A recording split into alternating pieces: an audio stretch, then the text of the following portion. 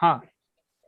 दोस्तों, आज लोकायत और शेतकरी कामगार पक्ष पुणे आयोजित कोरोना के दूसरे दौर में मोदी सरकार का रवैया, इस व्याख्यान में आप सभी का हम स्वागत करते हैं।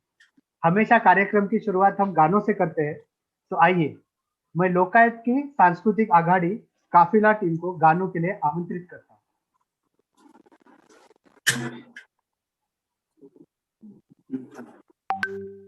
साथियों, ये जो गाना है, गोरे अंग्रेज हमारे देश से चले गए हैं।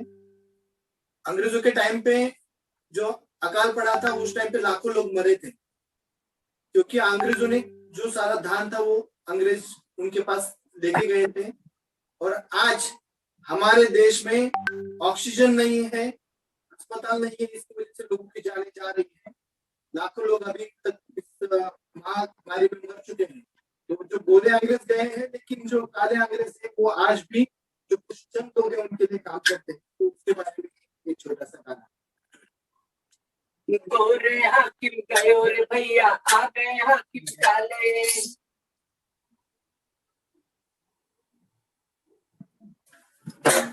गोरे हाकिम गयो रे भैया, आ गए हाकिम काले। गोरे हाकिम गयो रे भैया, आ गए हाकिम काले। बदल गई है चाबी लेकिन बदल नहीं है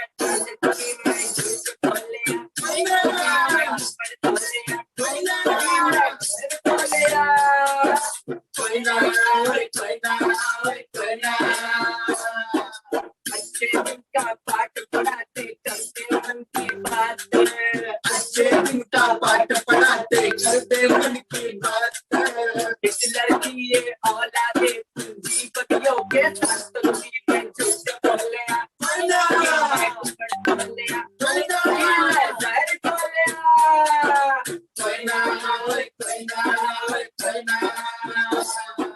अंबानी अडानी के राज की बात बताओ।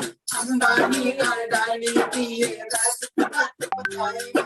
सीमेंट के साथ में को भी रंगा बनाए झूठ बोले।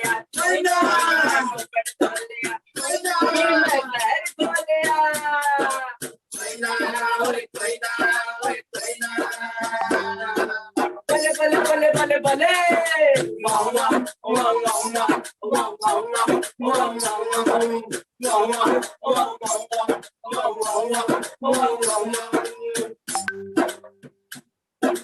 गोदी मीडिया बना भेड़िया, हाथियों की गुड़िया। गोदी मीडिया बना भेड़िया, हाथियों की गुड़िया। टीवी से नस नस में गोले, नफरतों की पुड़िया। कभी मैं झूठ बोले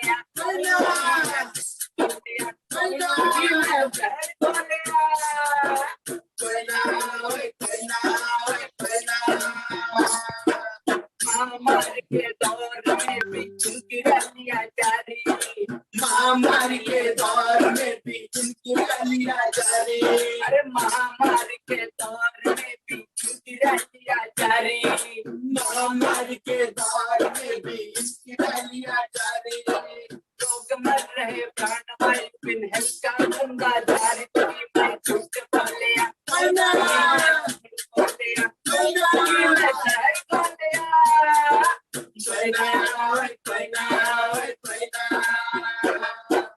गोरे हाकिम गयो रे भैया, आ गए हाकिम काले। गोरे हाकिम गयो रे भैया, आ गए हाकिम काले। बदल गई है चाबी लेकिन बदल नहीं है चाल। कभी मैं झूठ बोले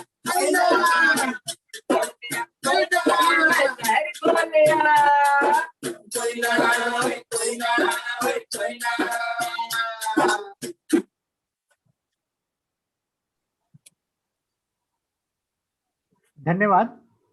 दोस्तों, हम आज का ये व्याख्यान एक ऐसे वक्त में कर रहे हैं जब कोरोना महामारी की दूसरी लहर, उसे लहर क्या कहें, वो तो असल में सुनामी है, देश भर में तबाही मचा रही है। कोरोना संक्रमण की रफ्तार देश भर में लगातार बढ़ रही है। संक्रमण से मौतों की संख्या बढ़ रही है और अस्पतालों में जगह की कमी के कारण मरीज भर्ती नहीं हो पा रहे। और यदि भर्ती हो भी रहे हैं तो उन्हें इस वक्त की जो सबसे जरूरी चीज है, ऑक्सीजन, वो नहीं मिल पा रही है। कोरोना संक्रमण की इस भयावता का मंजर अस्पतालों के अलावा शमशान घाटों पर भी आप देख रहे होंगे। शमशानों में, कब्रिस्तानों में जगह न होने के चलते लाशें फुटपाथ पर जलाई जा रही है। कई दवाइयां नहीं है, वेंटिलेटर्स नहीं है, अस्पताल की अव्यवस्था और नियमों की धज्जियां उड़ते दिख रही है। एक देश के रूप में, एक सभ्यता के रूप में, एक सरकार के रूप में, एक प्रशासनिक तंत्र के रूप में मोदी सरकार पूरी तरह नाकाम होते हुए दिख रहे हैं और यह सरकार विश्व गुरु होने का दावा करती है। दुनिया भर में कोरोना महामारी से अनुभव यह साफ था कि भारत में इसकी दूसरी लहर अभूतपूर्व विनाश लाएगी। ऐसे में हमारा देश कोरोना से निपटने के लिए क्यों तैयार नहीं था? क्या देश के पैमाने पर सही समय, सही नीतियां लागू करके हजारों जानें नहीं बचा जा सकती थी? क्या दुनिया में ऐसे कोई देश है जिन्होंने कोरोना से लड़कर अपनी जनता को उच्चतम सुविधाएं दी है? इन सब विषयों पर आज हम बात करेंगे। उसके अलावा हम इस पर भी बात करेंगे कि देश में किस प्रकार की नीतियां लागू होनी चाहिए। लोकायत के संयोजक नीरज अपनी बात इस पर रखेंगे। उसके पहले हमें बताते हुए ये खुशी हो रही है कि आज का ये प्रोग्राम लोकायत के अलावा बीजी कोळसे पाटील, राम पुनियानी, युवा जनता दल सेक्युलर, जागर ऑफिशियल, राष्ट्र सेवा दल इचलकरंजी, सरकारी नोकरी आयुष्याची भाकरी, युवा बिरादरी, कांग्रेस हातकणंगले, पैगाम नेटवर्क, जनजागरण अभियान, अभिव्यक्ति, जनता वीकली और काफिला इन फेसबुक पेजेस से और लोकायत और जनता का आईना इन यूट्यूब चैनल से लाइव हो रहे हैं। दोस्तों, लोकायत के बारे में मैं आपको जानकारी देना चाहता हूँ।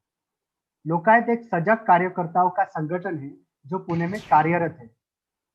देश में बढ़ती गैर बराबरी, बेरोजगारी, भूखमरी, पर्यावरण संकट, स्त्री पुरुष असमानता, जाति व्यवस्था, सांप्रदायिकता, ऐसे कई मुद्दों में हम काम करते हैं।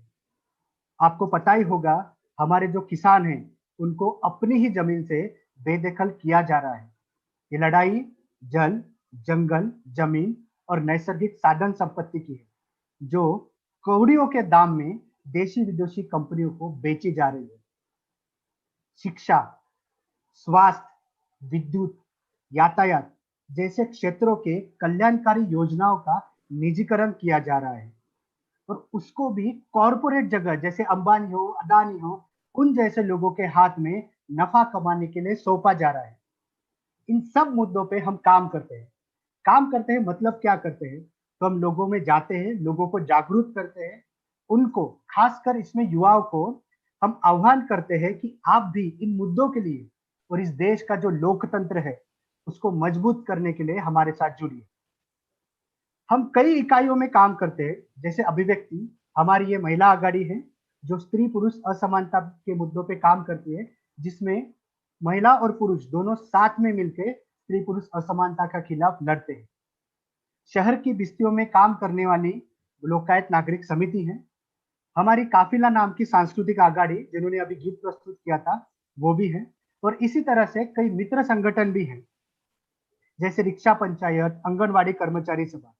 इनमें से कोई भी इकाई में आप जुड़ सकते हैं, आप काम कर सकते हैं। पिछले साल लॉकडाउन में हमने लोगों को राशन किट, फूड पैकेट्स जैसे जरूरी सामग्री पहुंचाने के लिए काम किया था। आज की हालत तो और भी बुरी है, तो इस बार भी हम जरूरतमंद लोगों तक राशन किट और खाना वितरित करने का काम कर रहे हैं। हम आपको आह्वान करते हैं कि आप भी इसमें सहयोग करें। दोस्तों, इसकी बहुत जरूरत। उससे अगर आप जुड़ना चाहते हैं तो आप आपका नंबर कमेंट में डाल सकते हैं, हमारे साथी आपसे संपर्क करेंगे। कार्यक्रम के तरफ बढ़ने से पहले नीरज, जो आज अपनी बात रखने वाले हैं, उनका मैं संक्षिप्त परिचय देना चाहूंगा। नीरज IIT BHU से इंजीनियरिंग किए हैं। पिछले 40 सालों से वो सामाजिक कामों में सक्रिय है और लोकायत के संयोजक है। वो लेखक है, उन्होंने कई किताबें भी लिखी है जो आप हमारी वेबसाइट www.lokayat.org.in पर जाकर देख सकते हैं। इसके साथ ही इस देश की जो सबसे पुरानी समाजवादी पत्रिका जनता वीकली उसके सह संपादक है। तो दोस्तों, इस महत्वपूर्ण विषय पर बात रखने के लिए मैं नीरज को आमंत्रित करता हूँ। व्याख्यान के दौरान अगर आपका कोई भी सवाल हो या कोई भी आपको सजेशन देना हो या कोई कमेंट करना हो तो आप कमेंट बॉक्स में यूट्यूब, फेसबुक पे आप डाल सकते हैं। धन्यवाद। नीरज।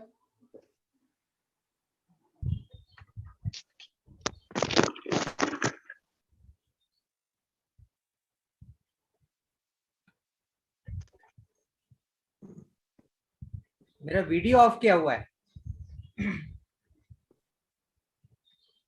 करो अभी और ऑन करो। हाँ, नहीं, वीडियो ऑफ किया है, आ रहा है होस्ट है स्टॉप्ड इट। ऑन है, करो आप, अलाउड है आपको। नहीं हो रहा। मला वाटतं ना नहीं देखो, ट्राई करो, यहाँ पर अलाउड है। नाही, नीरज पीपीटी आणि नीरज व्हिडिओ काय दोन असतील, दोन्ही ना कर।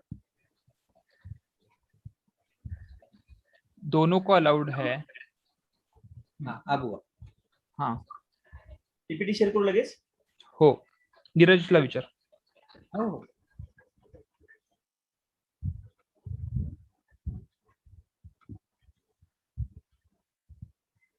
मैं इधर से प्ले करता हूँ। पीपीटी इधर से। इधर से। ये नमस्कार दोस्तों, कोरोना के दूसरे दौर में मोदी सरकार का रवैया, लोकायत और शेतकरी कामगार पक्ष पुणे शहर द्वारा आयोजित इस व्याख्यान में आपका स्वागत है।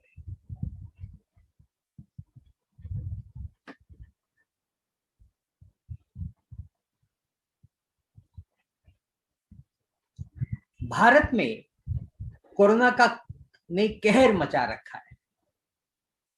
पहली लहर लगभग मार्च से सितंबर चली थी।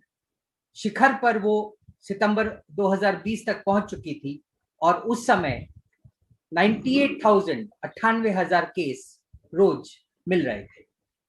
उसके बाद रोज के केसेस गिरते चले गए और जनवरी का अंत, फरवरी आते आते केसेस की संख्या 10,000 से कम पहुंच गई। उसके बाद फिर दोबारा केसेस बढ़ने लगे। मार्च के अंत तक 60,000 क्रॉस कर गए। एक हफ्ता के अंदर ही दुगने हो गए और पिछले साल की शिखर से भी ज्यादा केसेस हो गए। मध्य अप्रैल तक आते आते केसेस की संख्या 2 लाख पार कर चुकी थी और अब आप जानते ही हैं कि ये संख्या 3 लाख पार कर चुकी है। उसी के साथ ही दैनिक मरने वालों का सरकारी आंकड़ा भी पिछले साल की शिखर से लगभग दुगना हो चुका है। पिछले साल शिखर के समय 16,000 मौतें रोज हो रही थी मध्य सितंबर में, जो आंकड़ा जनवरी के अंत तक आते आते 200 से कम हो गया था और अब फिर वो आंकड़ा 2,000 पार कर चुका है। कुल कोरोना केसेस में अब भारत दुनिया के दूसरे नंबर पर है।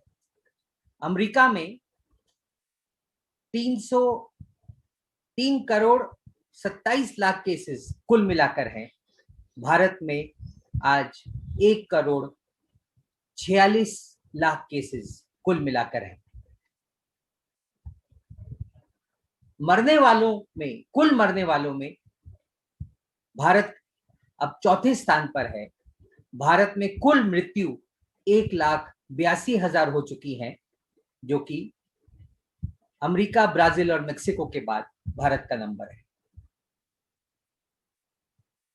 लेकिन ये जो दूसरी लहर आई है, इसमें अब जो भारत की स्थिति है वो आज दुनिया में सबसे बदतर है। भारत में रोज जो 3 लाख से ज्यादा केसेस हो रहे हैं वो दुनिया में और किसी भी देश से बहुत ज्यादा है। बल्कि आंकड़ा तो यह बताता है कि शायद दुनिया के आधे केसेस आज भारत में मिल रहे हैं।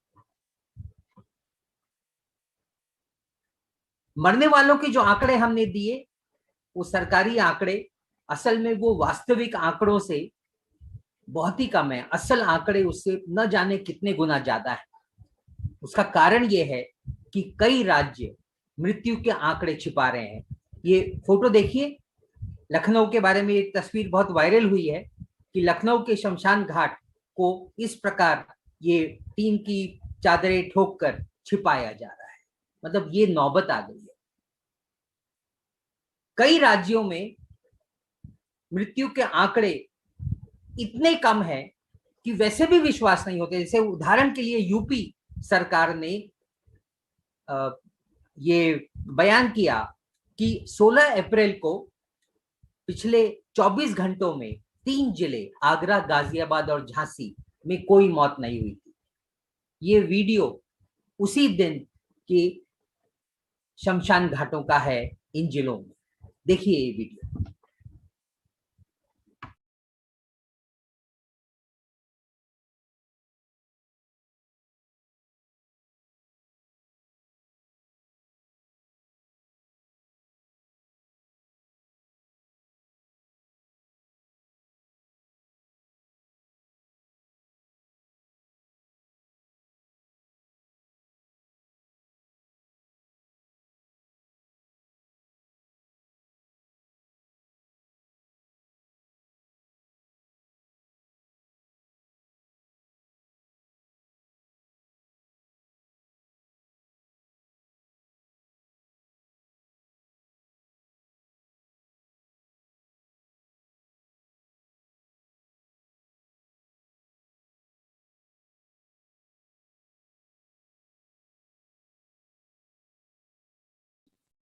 आवाज नहीं येत आहे? शेयर सामने आवाज नहीं आ रही है? Please share.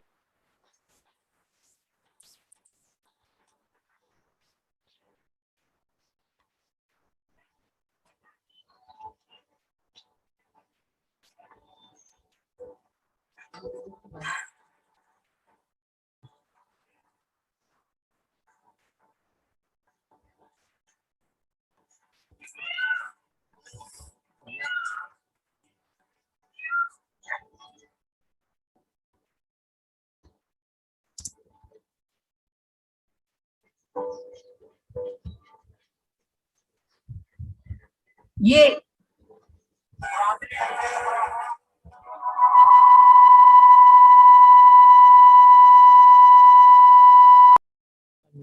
जब मैं बोलूं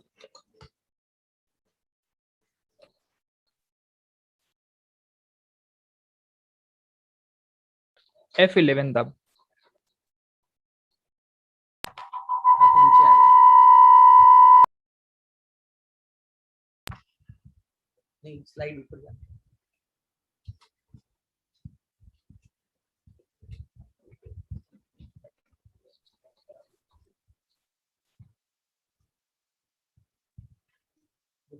तो ये यूपी का वो भयावह दृश्य जो कि सिर्फ यूपी में ही नहीं अनेक राज्यों में दिख रहा है। जबकि सरकारें दावा कर रही हैं कि 1, 2, 5 लोग मर रहे हैं और शमशान घाटों में इतनी भीड़ कि घंटों रुकना पड़ रहा है अपने प्रियजनों को जलाने के लिए।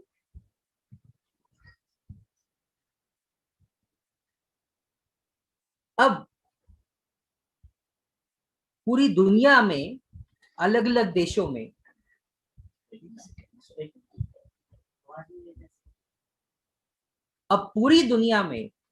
अलग अलग देशों में क्या स्थिति है, जरा उसके बारे में चर्चा करें। इस टेबल में हमने 3 किस्म के देशों को 3 अलग अलग कॉलम्स में दिखा रखा है। पहला कॉलम में विकसित पूंजीवादी देश और ये मृत्यु दर प्रति 10 लाख यानी प्रति मिलियन लोगों का है। आप देख रहे हैं कि अमेरिका, इंग्लैंड जैसे देशों में प्रति 10 लाख 1700, 1800, 19 लोगों की मौतें हुई हैं। वहीं दूसरी तरफ ऐसे भी देश हैं जहां पर जो है तो वैसे पूंजीवादी, लेकिन उनकी सरकारें बहुत ज्यादा जन पक्षधर हैं, जिनको कि सामाजिक जनवादी देश बोलते हैं। डेनमार्क, फिनलैंड, न्यूजीलैंड, इन सारे देशों में वो विकसित पूंजीवादी देशों की तुलना में मृत्यु दर आप देख रहे हैं कि बहुत ही कम है। नॉर्वे का 130 है, फिनलैंड का 160 है, जो कि पूंजीवादी देशों का 10% से भी कम है। फिर एक तीसरे किस्म के देश हैं जिनकी मीडिया में कोई चर्चा नहीं हो रही। ये वो देश हैं जो या तो समाजवाद अभिमुख देश हैं या फिर जिनको हम गैर पूंजीवादी देश कह सकते हैं, चीन और वियतनाम। इन सारे देशों ने इस कोरोना महामारी से इतना बेहतरीन तरीके से संघर्ष किया है, उसका मुकाबला किया है, उससे निपटा है कि इन देशों में मरने वालों की संख्या प्रति 10 लाख तो और भी बहुत कम है। वेनेजुएला, क्यूबा जैसे देशों में अमेरिका से लगभग कितना हो जाएगा, 10, 20, 30 गुना कम है। और वियतनाम में तो सिर्फ 0.4 है प्रति 10 लाख। तो जाहिर तौर पर इस चार्ट से ये स्पष्ट होता है कि यदि देश की सरकार ज्यादा जनपक्षधर होती और यदि उन देशों ने, जैसे वेनेजुएला, क्यूबा वगैरह ने कोरोना का सामना किया है, यदि भारत या अमेरिका जैसे देशों ने भी इसी तरह का सामना किया होता, तो निश्चित तौर पे इन देशों में भी मरने वालों की संख्या बहुत कम होती। यदि हम तुलना करें तो इस चार्ट में हमने अनुमान लगाया है कि यदि अमेरिका, इंग्लैंड और भारत में मरने वालों का दर क्यूबा के जितना होता तो फिर इन देशों में कितनी मौत होती। और यह आंकड़ा शॉकिंग है। अमेरिका में 5,81,000 के बदले सिर्फ 16,000 लोग मरे थे, यानी 5.5 लाख लोगों की जानें बच गई होती यदि एक विकसित पूंजीवादी देश ने क्यूबा जैसे वो देश जिसका की गला अमेरिका घोटने के पिछले लगभग 60 सालों से कोशिश कर रहा है, 50 सालों से, वो देश ने जैसे संघर्ष किया है, यदि अमेरिका वैसे ही किया होता तो 5.5 लाख अमेरिकियों की जानें बच गई थी। और वही भारत की भी स्थिति है। भारत में 1,82,000 लोग आज तक मरे हैं, वो संख्या 66,000 ही होती। ये जो लाखों अतिरिक्त मौतें हैं, इसका जिम्मेदार अमेरिका से लेकर भारत, इन देशों की सामाजिक आर्थिक व्यवस्थाएं हैं। ये सारे देश पूंजीवादी देश हैं। इनमें वैसे फर्क है, अमेरिका और भारत एक ही किस्म की पूंजीवादी देश नहीं है, क्योंकि भारत एक तीसरी दुनिया का गरीब मुल्क है, अमेरिका एक विकसित देश है। और अमेरिका जैसे देश भारत पे शर्तें लाते हैं, लेकिन आज का वो विषय नहीं है। लेकिन मूल बात यह है कि दोनों देशों की सरकारें अपने देश की नीतियों में केंद्र में कंपनियों का नफा रखती है।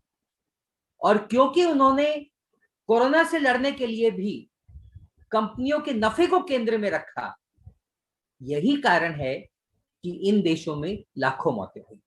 जबकि क्यूबा, वेनेजुएला से लेकर चीन और वियतनाम ने कोरोना महामारी से लड़ने के लिए केंद्र में नफे को नहीं रखा, लोगों की जानों को केंद्र में रखा। और यही कारण है कि वहां पर इतनी कम मौतें हुई। अब इस बात को और समझने के लिए पहले हम इन गैर पूंजीवादी देशों ने इस महामारी का कैसे सामना किया उसकी चर्चा करते हैं, और फिर पूंजीवादी देशों में ने क्या किया है उसकी चर्चा करते हैं। महामारी सबसे पहले चीन में आई दिसंबर के अंत में। तब तक दुनिया के किसी देश को इस बीमारी से कैसे लड़ा जाए उसका अनुभव नहीं था। उसके बावजूद चीन ने बहुत तेजी से इस अज्ञात बीमारी से लड़ने के लिए कदम उठाए। जब उनको समझ में आया कि फिलहाल इसका इलाज नहीं है, तो एकदम वैज्ञानिक तरीके से सोचकर जिन इलाकों में ये वायरस फैला था, मुख्यतः वुहान के इलाके में फैला था, उस पूरे इलाके को लॉकडाउन किया, सारे लोगों की घर घर जाकर टेस्टिंग की, जो भी लोग संक्रमित पाए गए उनका और उनके सारे संपर्कों को क्वारंटाइन किया गया, जिनको जरूरत थी उनका इलाज किया गया, वो भी मुफ्त में। और ये सब करने के लिए पूरे देश के संसाधनों को और लोगों को एकजुट किया गया, मोबिलाइज किया गया, राहत कार्य पहुंचाया गया ताकि लॉकडाउन में लोग परेशान न हो। हर घर में राहत सामग्री पहुंचाई गई। देश भर से डॉक्टर्स और अन्य वैद्यकीय जो स्टाफ है और उपकरण है वो सब पहुंचाए गए, और साथ में देश भर से वॉलंटियर्स मंगाए गए कि ये सारी टेस्टिंग, राहत वगैरह पहुंचाने का काम व्यवस्थित हो सके। यानी पूरे देश को मोबिलाइज किया गया। यह पहचाना गया कि यह पूरे देश के सामने संकट है, और सिर्फ 2 महीने के अंदर मार्च 2021 के शुरू होते होते यह महामारी पर चीन ने नियंत्रण पा लिया था। उसके बाद से लेकर आज तक रोज नए केसेस सिर्फ कुछ 100 मिलते हैं। वायरस बीच बीच में उभरा है, लेकिन तुरंत ही चीन ने उस पर कार्रवाई की है, उस इलाके को लोकलाइज्ड लॉकडाउन करके जो जरूरी था वो किया, और यही कारण है कि आज तक चीन में कोई दूसरी लहर नहीं आई। अब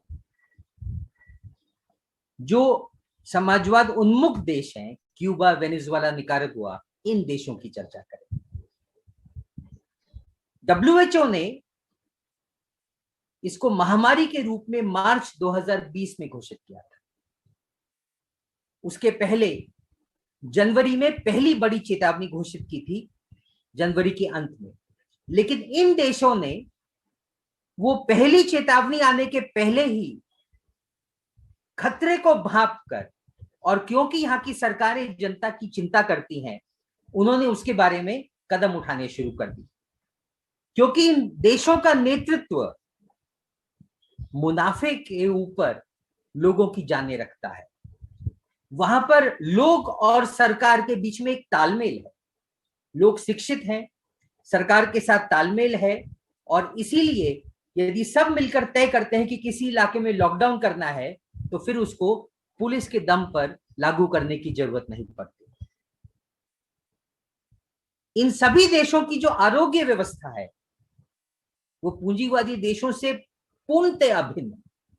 वहां पे लोग आरोग्य सेवा में इसलिए नहीं जाते कि उनको पैसे कमाने, वो जाते हैं लोगों की सेवा करने के लिए। वहां पर स्वास्थ्य कर्मी और लोगों के बीच में एक तालमेल है। वहां पर डॉक्टर मरीजों का इंतजार नहीं करते कि वो कब आएगा, वहां पर डॉक्टर अभियान चलाते हैं, घर घर जाकर लोगों से पूछते हैं कि उनकी क्या परेशानियां हैं।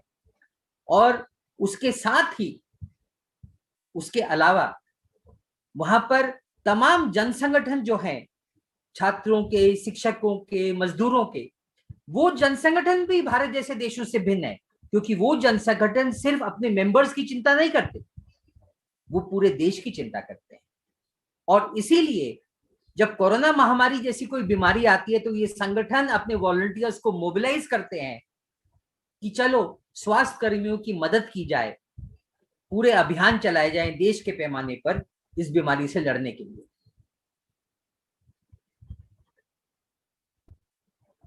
एक साइड मुद्दे पर चर्चा कर लें। ये सारे देश, इन्होंने क्या किया, आपने इसके बारे में सुना इसलिए नहीं क्योंकि हमारे देशों का मीडिया मूलतः जो उसको खबरें मिलती हैं वो अमेरिकी बहुराष्ट्रीय कंपनियां सप्लाई करती हैं, और अमेरिका और यूरोप के देश इन छोटे छोटे देशों की अर्थव्यवस्थाओं से घबराते हैं। हाँ, वो घबराते हैं क्योंकि ये देश जो मॉडल विकसित कर रहे हैं वो साबित करता है कि जीने का एक और भी तरीका है। जीने के केंद्र में नफा जरूरी नहीं है, लोग मिलकर इंसान को केंद्र में रखकर जी सकते हैं और एक ज्यादा बेहतर व्यवस्था बना सकते हैं। और इसीलिए अमेरिका जी तोड़ कोशिश कर रहा है कि किसी तरह से यहाँ पर सरकारों का तख्ता पलट कर दिया जाए। उसने इनके गला घोटने की भरपूर कोशिश की है, जिसके चलते इन देशों का बहुत आर्थिक नुकसान भी हुआ। यही कारण है कि ये देश जितना विकास कर सकते थे उतना नहीं कर पाए हैं, अमेरिका द्वारा लगाए गए आर्थिक प्रतिबंधों के चलते। लेकिन आज वो विषय नहीं है, तो मैं उस पर ज्यादा भी चर्चा नहीं करूंगा। लेकिन मूलतः मैं कहना चाह रहा था कि ये सारी आर्थिक तंगियों के बावजूद, जैसे अमेरिका ने इन देशों में महामारी के समय जो और देशों से राहत पहुंच रही थी, मेडिकल इक्विपमेंट और सप्लाईज पहुंच रहे थे, उस पर भी प्रतिबंध लगा दिया। उसके बावजूद इन देशों ने इन सारी कमियों के बावजूद, इन सारी सीमाओं के बावजूद बड़े पैमाने पर अपने सारे लोगों की टेस्टिंग की, जहां जहां जरूरी था वहां लॉकडाउन लगाए, प्रभावी क्वारंटाइन किया, जो लोग क्वारंटाइन थे उनको राहत सामग्री उपलब्ध कराई, जो लोग प्रभावित थे कि वो काम पे नहीं जा पा रहे हैं, उनकी तनख्वाहें रुक गई हैं, इन देशों ने अपनी गरीबी के बावजूद व्यवस्था की कि लोगों को उनकी तनख्वाहों का एक ठीक ठाक हिस्सा मिले। और इन सारे देशों ने इस बीमारी का एकदम व्यवस्थित निपटारा किया। क्यूबा तो और भी अभूतपूर्व है। वो नन्हा सा देश जिसपे कि इतने ज्यादा अमेरिका ने प्रतिबंध लगा रखे हैं, उस छोटे से देश ने पूरी दुनिया की इस महामारी में मदद की है। वहां पर इतने डॉक्टर्स हैं और वो महामारी में रिस्क लेकर अपनी जान पर खेल कर, क्योंकि वो सारी दुनिया को अपना मातृभूमि मानते हैं, अपना होमलैंड मानते हैं, तो वो दूसरे देशों के लोगों के लिए भी अपनी जान कुर्बान करने को तैयार है। और इसीलिए क्यूबा ने मेडिकल टीम्स को 40 देशों में इस महामारी के दौरान भेजा है और 12.5 लाख मरीजों का इलाज किया है। उसके अलावा उस छोटे से देश ने कुछ सबसे बेहतरीन दवाइयां विकसित की हैं इस बीमारी से लड़ने के लिए, और अभी वहां पर 5 वैक्सीन की टेस्टिंग चल रही है, जिसमें एक वैक्सीन की टेस्टिंग बहुत एडवांस स्टेज में पहुंच चुकी है। वो जल्दीबाजी नहीं करते, जल्दीबाजी है लेकिन पूरी टेस्टिंग करके ही अनुमति देंगे, और तब तक वो बीमारी से दूसरे तरीकों से लड़ रहे हैं। तो इस छोटे से देश ने दुनिया भर में न सिर्फ डॉक्टर्स भेजे हैं, बल्कि अपनी दवाइयां भी भेजी हैं, जरूरत हो तो मुफ्त में भेजा है, अपने खर्चे से भेजा है, क्योंकि वो इसको एक वैश्विक संकट मानते हैं। तो ये था ये समाजवादी उन्मुख देश। तो दूसरी तरफ अमेरिका और यूरोप के देशों ने क्या किया? इन देशों ने इंतजार किया कि महामारी शायद खुद ही गायब हो जाएगी, तो WHO की चेतावनी के बावजूद इन्होंने कोई कदम नहीं उठाया। बल्कि सच्चाई और भी गहरी है।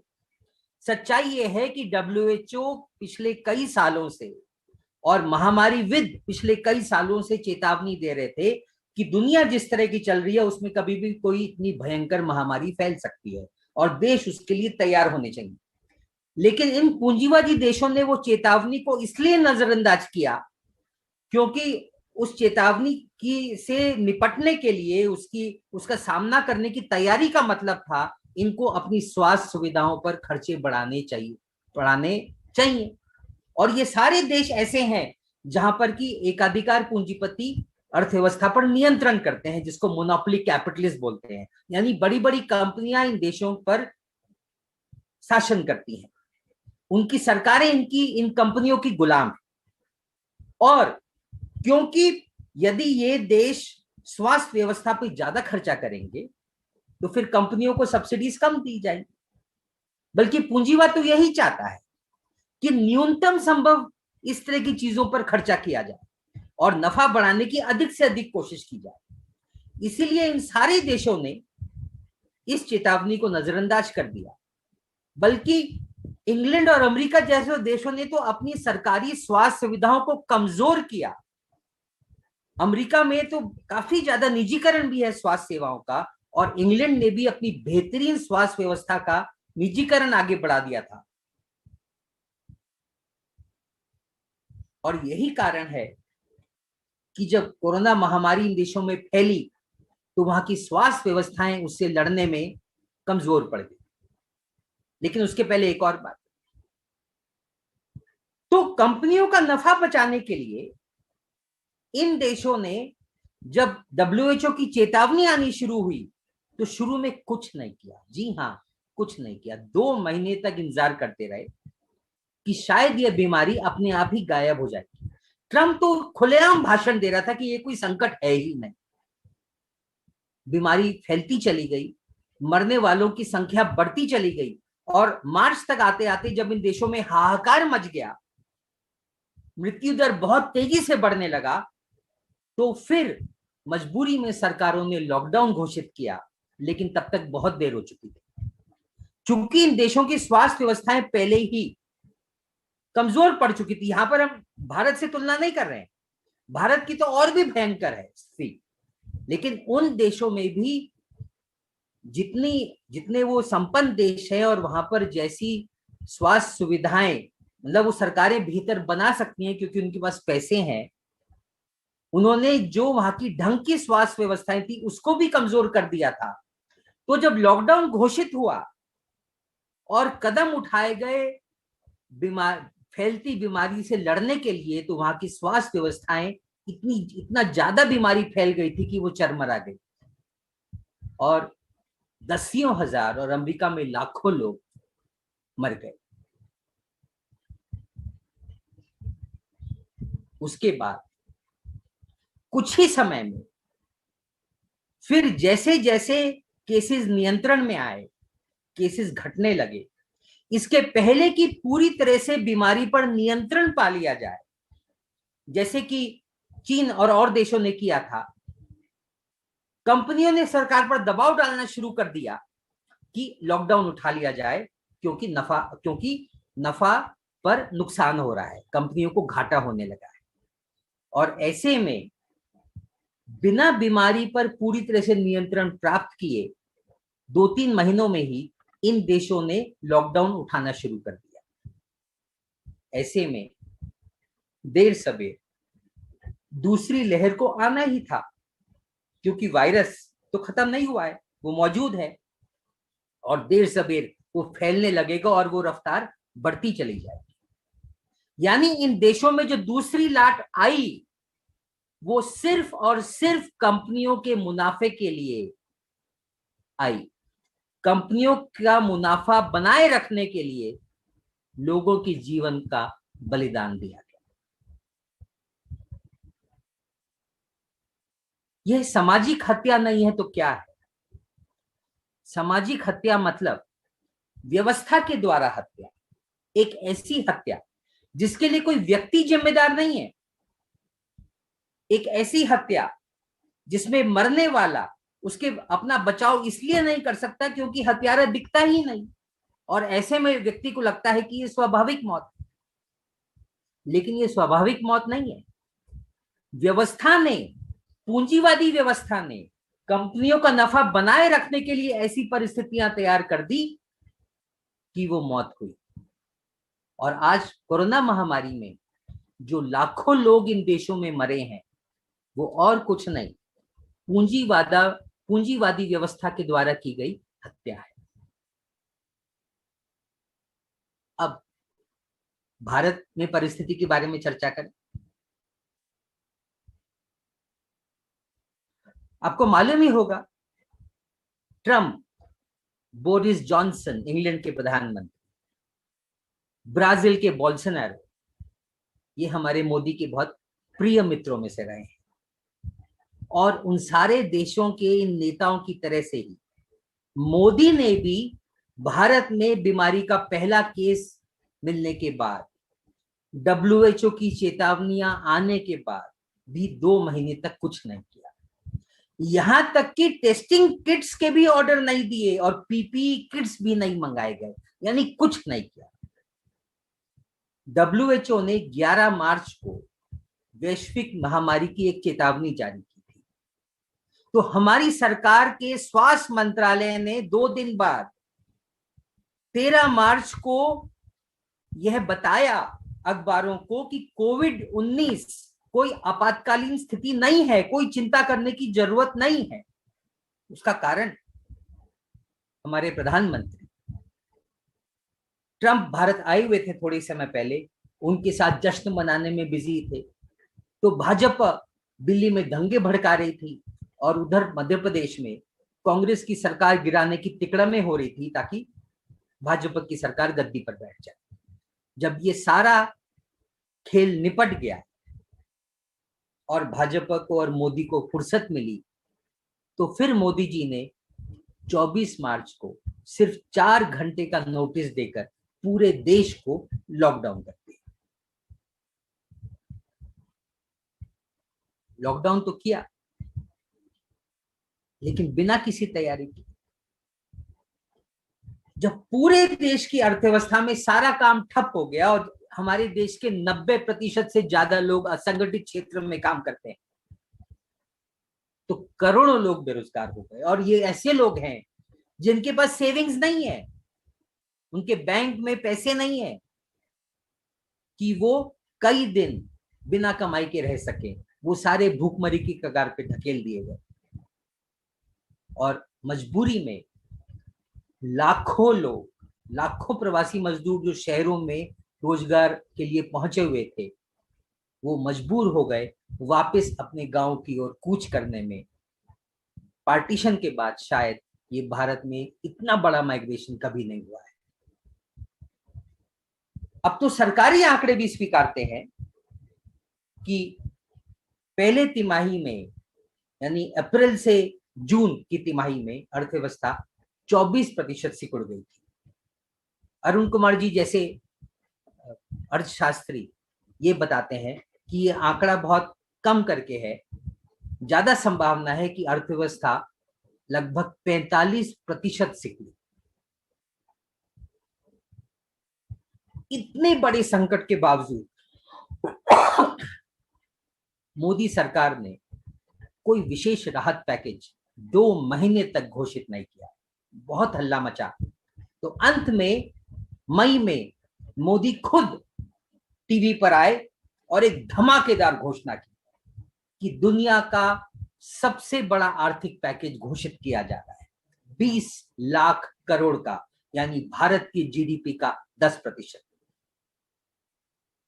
लेकिन जब उसके डिटेल्स आए तो समझ में आया कि यह उच्चतम दर्जे का शब्दाडंबर था, क्योंकि असल में वो राहत पैकेज सिर्फ 2 लाख करोड़ का था, यानी जीडीपी का 1% से भी कम।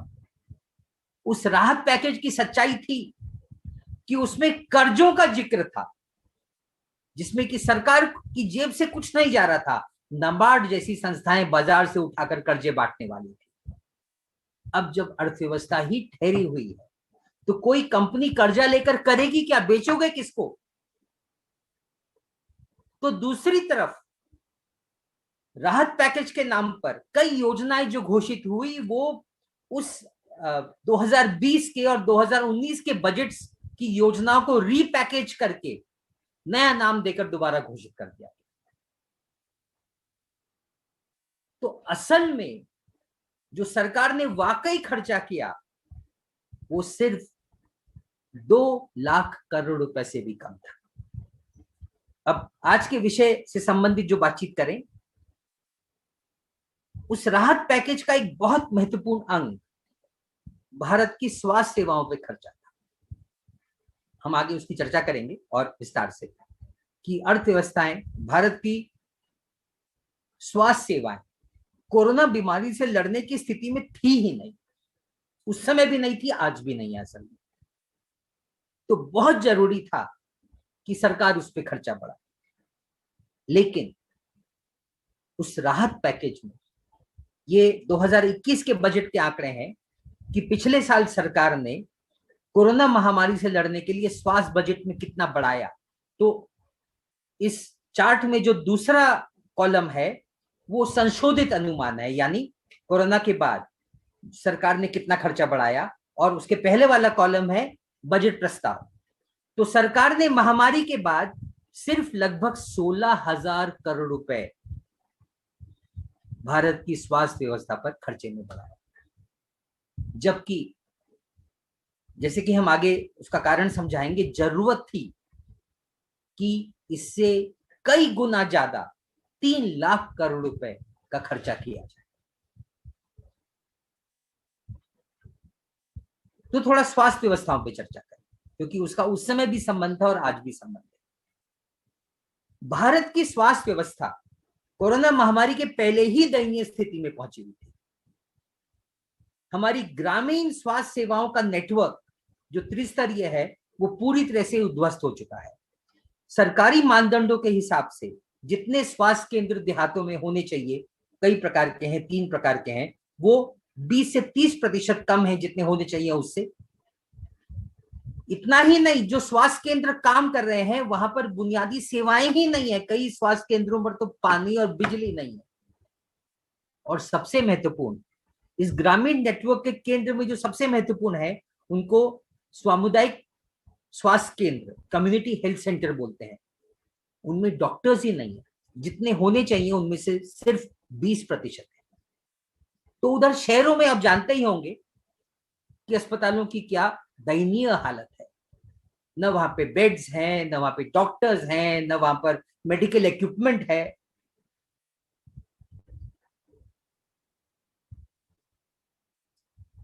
इस दुर्दशा का कारण ये है कि भारत सरकार, केंद्र और राज्य कुल मिलाकर जो स्वास्थ्य व्यवस्था पे खर्चा करते हैं वो नगण्य है। कुल मिलाकर यह देश अपने जीडीपी का सिर्फ 1.5% खर्चा करता है, जबकि दुनिया के जो और मुल्क हैं उसमें गरीब देश भी 3 से 5% खर्चा करते हैं और विकसित देश तो 7 और 8% खर्च करते हैं अपने जीडीपी का। अब यदि यूरोप से तुलना की जाए तो फिर ये रेशो होगा 1.5% 7%, यानी 5 गुना। लेकिन भारत की आबादी ज्यादा है, तो उसके चलते यदि हम वाकई खर्चा निकालना हो तो प्रति व्यक्ति निकालना चाहिए। तो प्रति व्यक्ति जो भारत खर्च करता है स्वास्थ्य सेवाओं पर सालाना वो सिर्फ 1000 रुपए है, जबकि विकसित देश उससे 300 गुना ज्यादा 3 लाख रुपए प्रति व्यक्ति प्रति साल खर्च करते हैं। इतना कम खर्च क्यों है भारत का?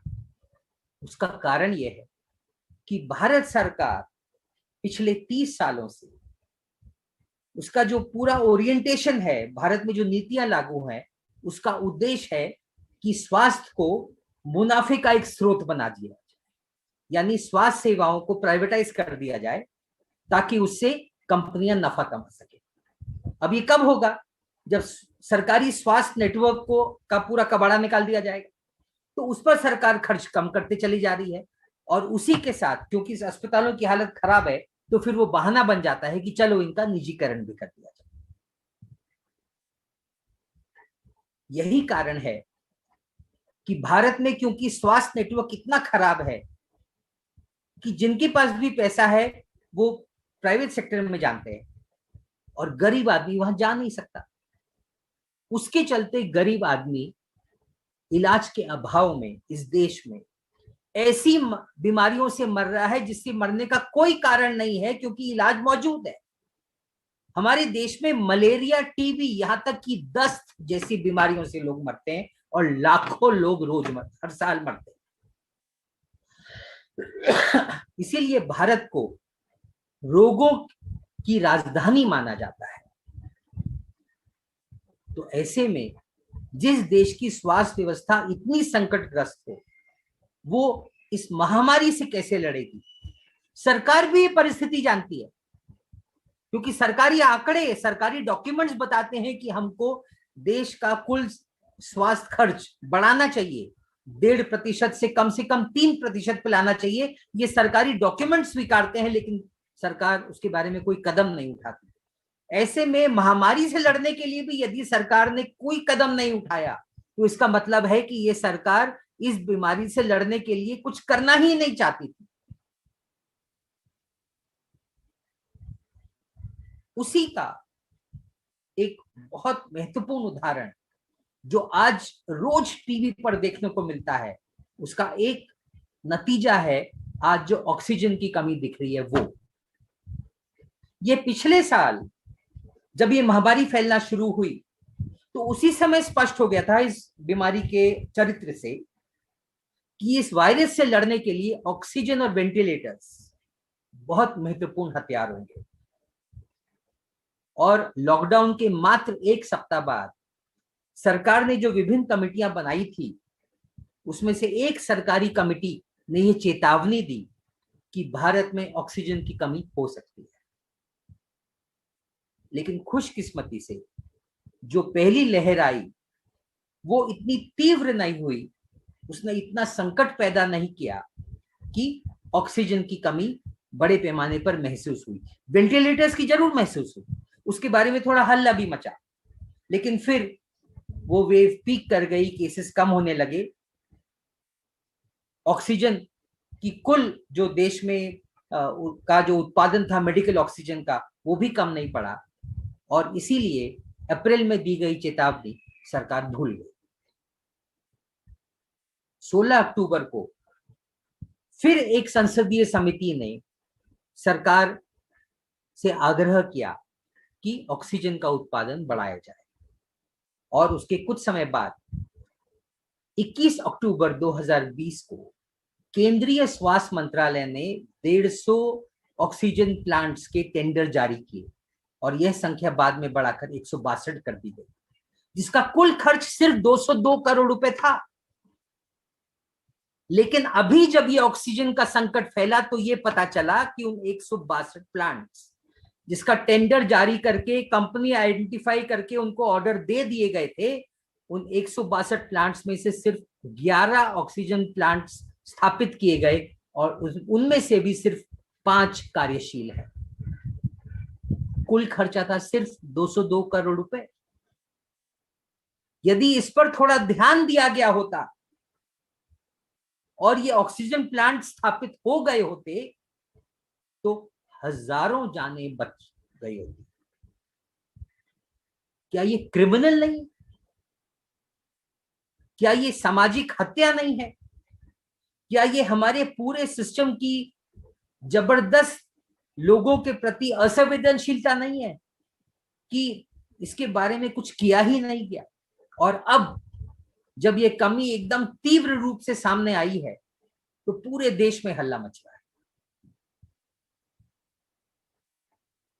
चलिए वापस लॉकडाउन पर, पहले वाले लॉकडाउन पर।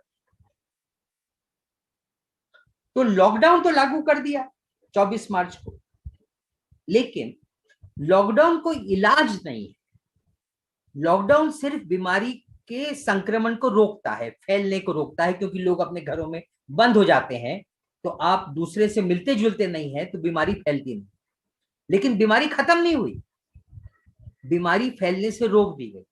ऐसे में सरकार को समय मिल जाता है कि वो बीमारी को खत्म करने के लिए कदम उठाए, और इसके लिए फिर वही करना चाहिए जो क्यूबा, वेनेजुएला वगैरह ने किया कि लोकलाइज लॉकडाउन करके जहां जहां बड़े पैमाने पर टेस्टिंग करो, जहां जहां बीमार लोग मिले फटाफट उस इलाके को लॉकडाउन करके वहां पे सारे मरीज, उनके संपर्कों को क्वारंटाइन कर दो, और लोग उस क्वारंटाइन का पालन करें।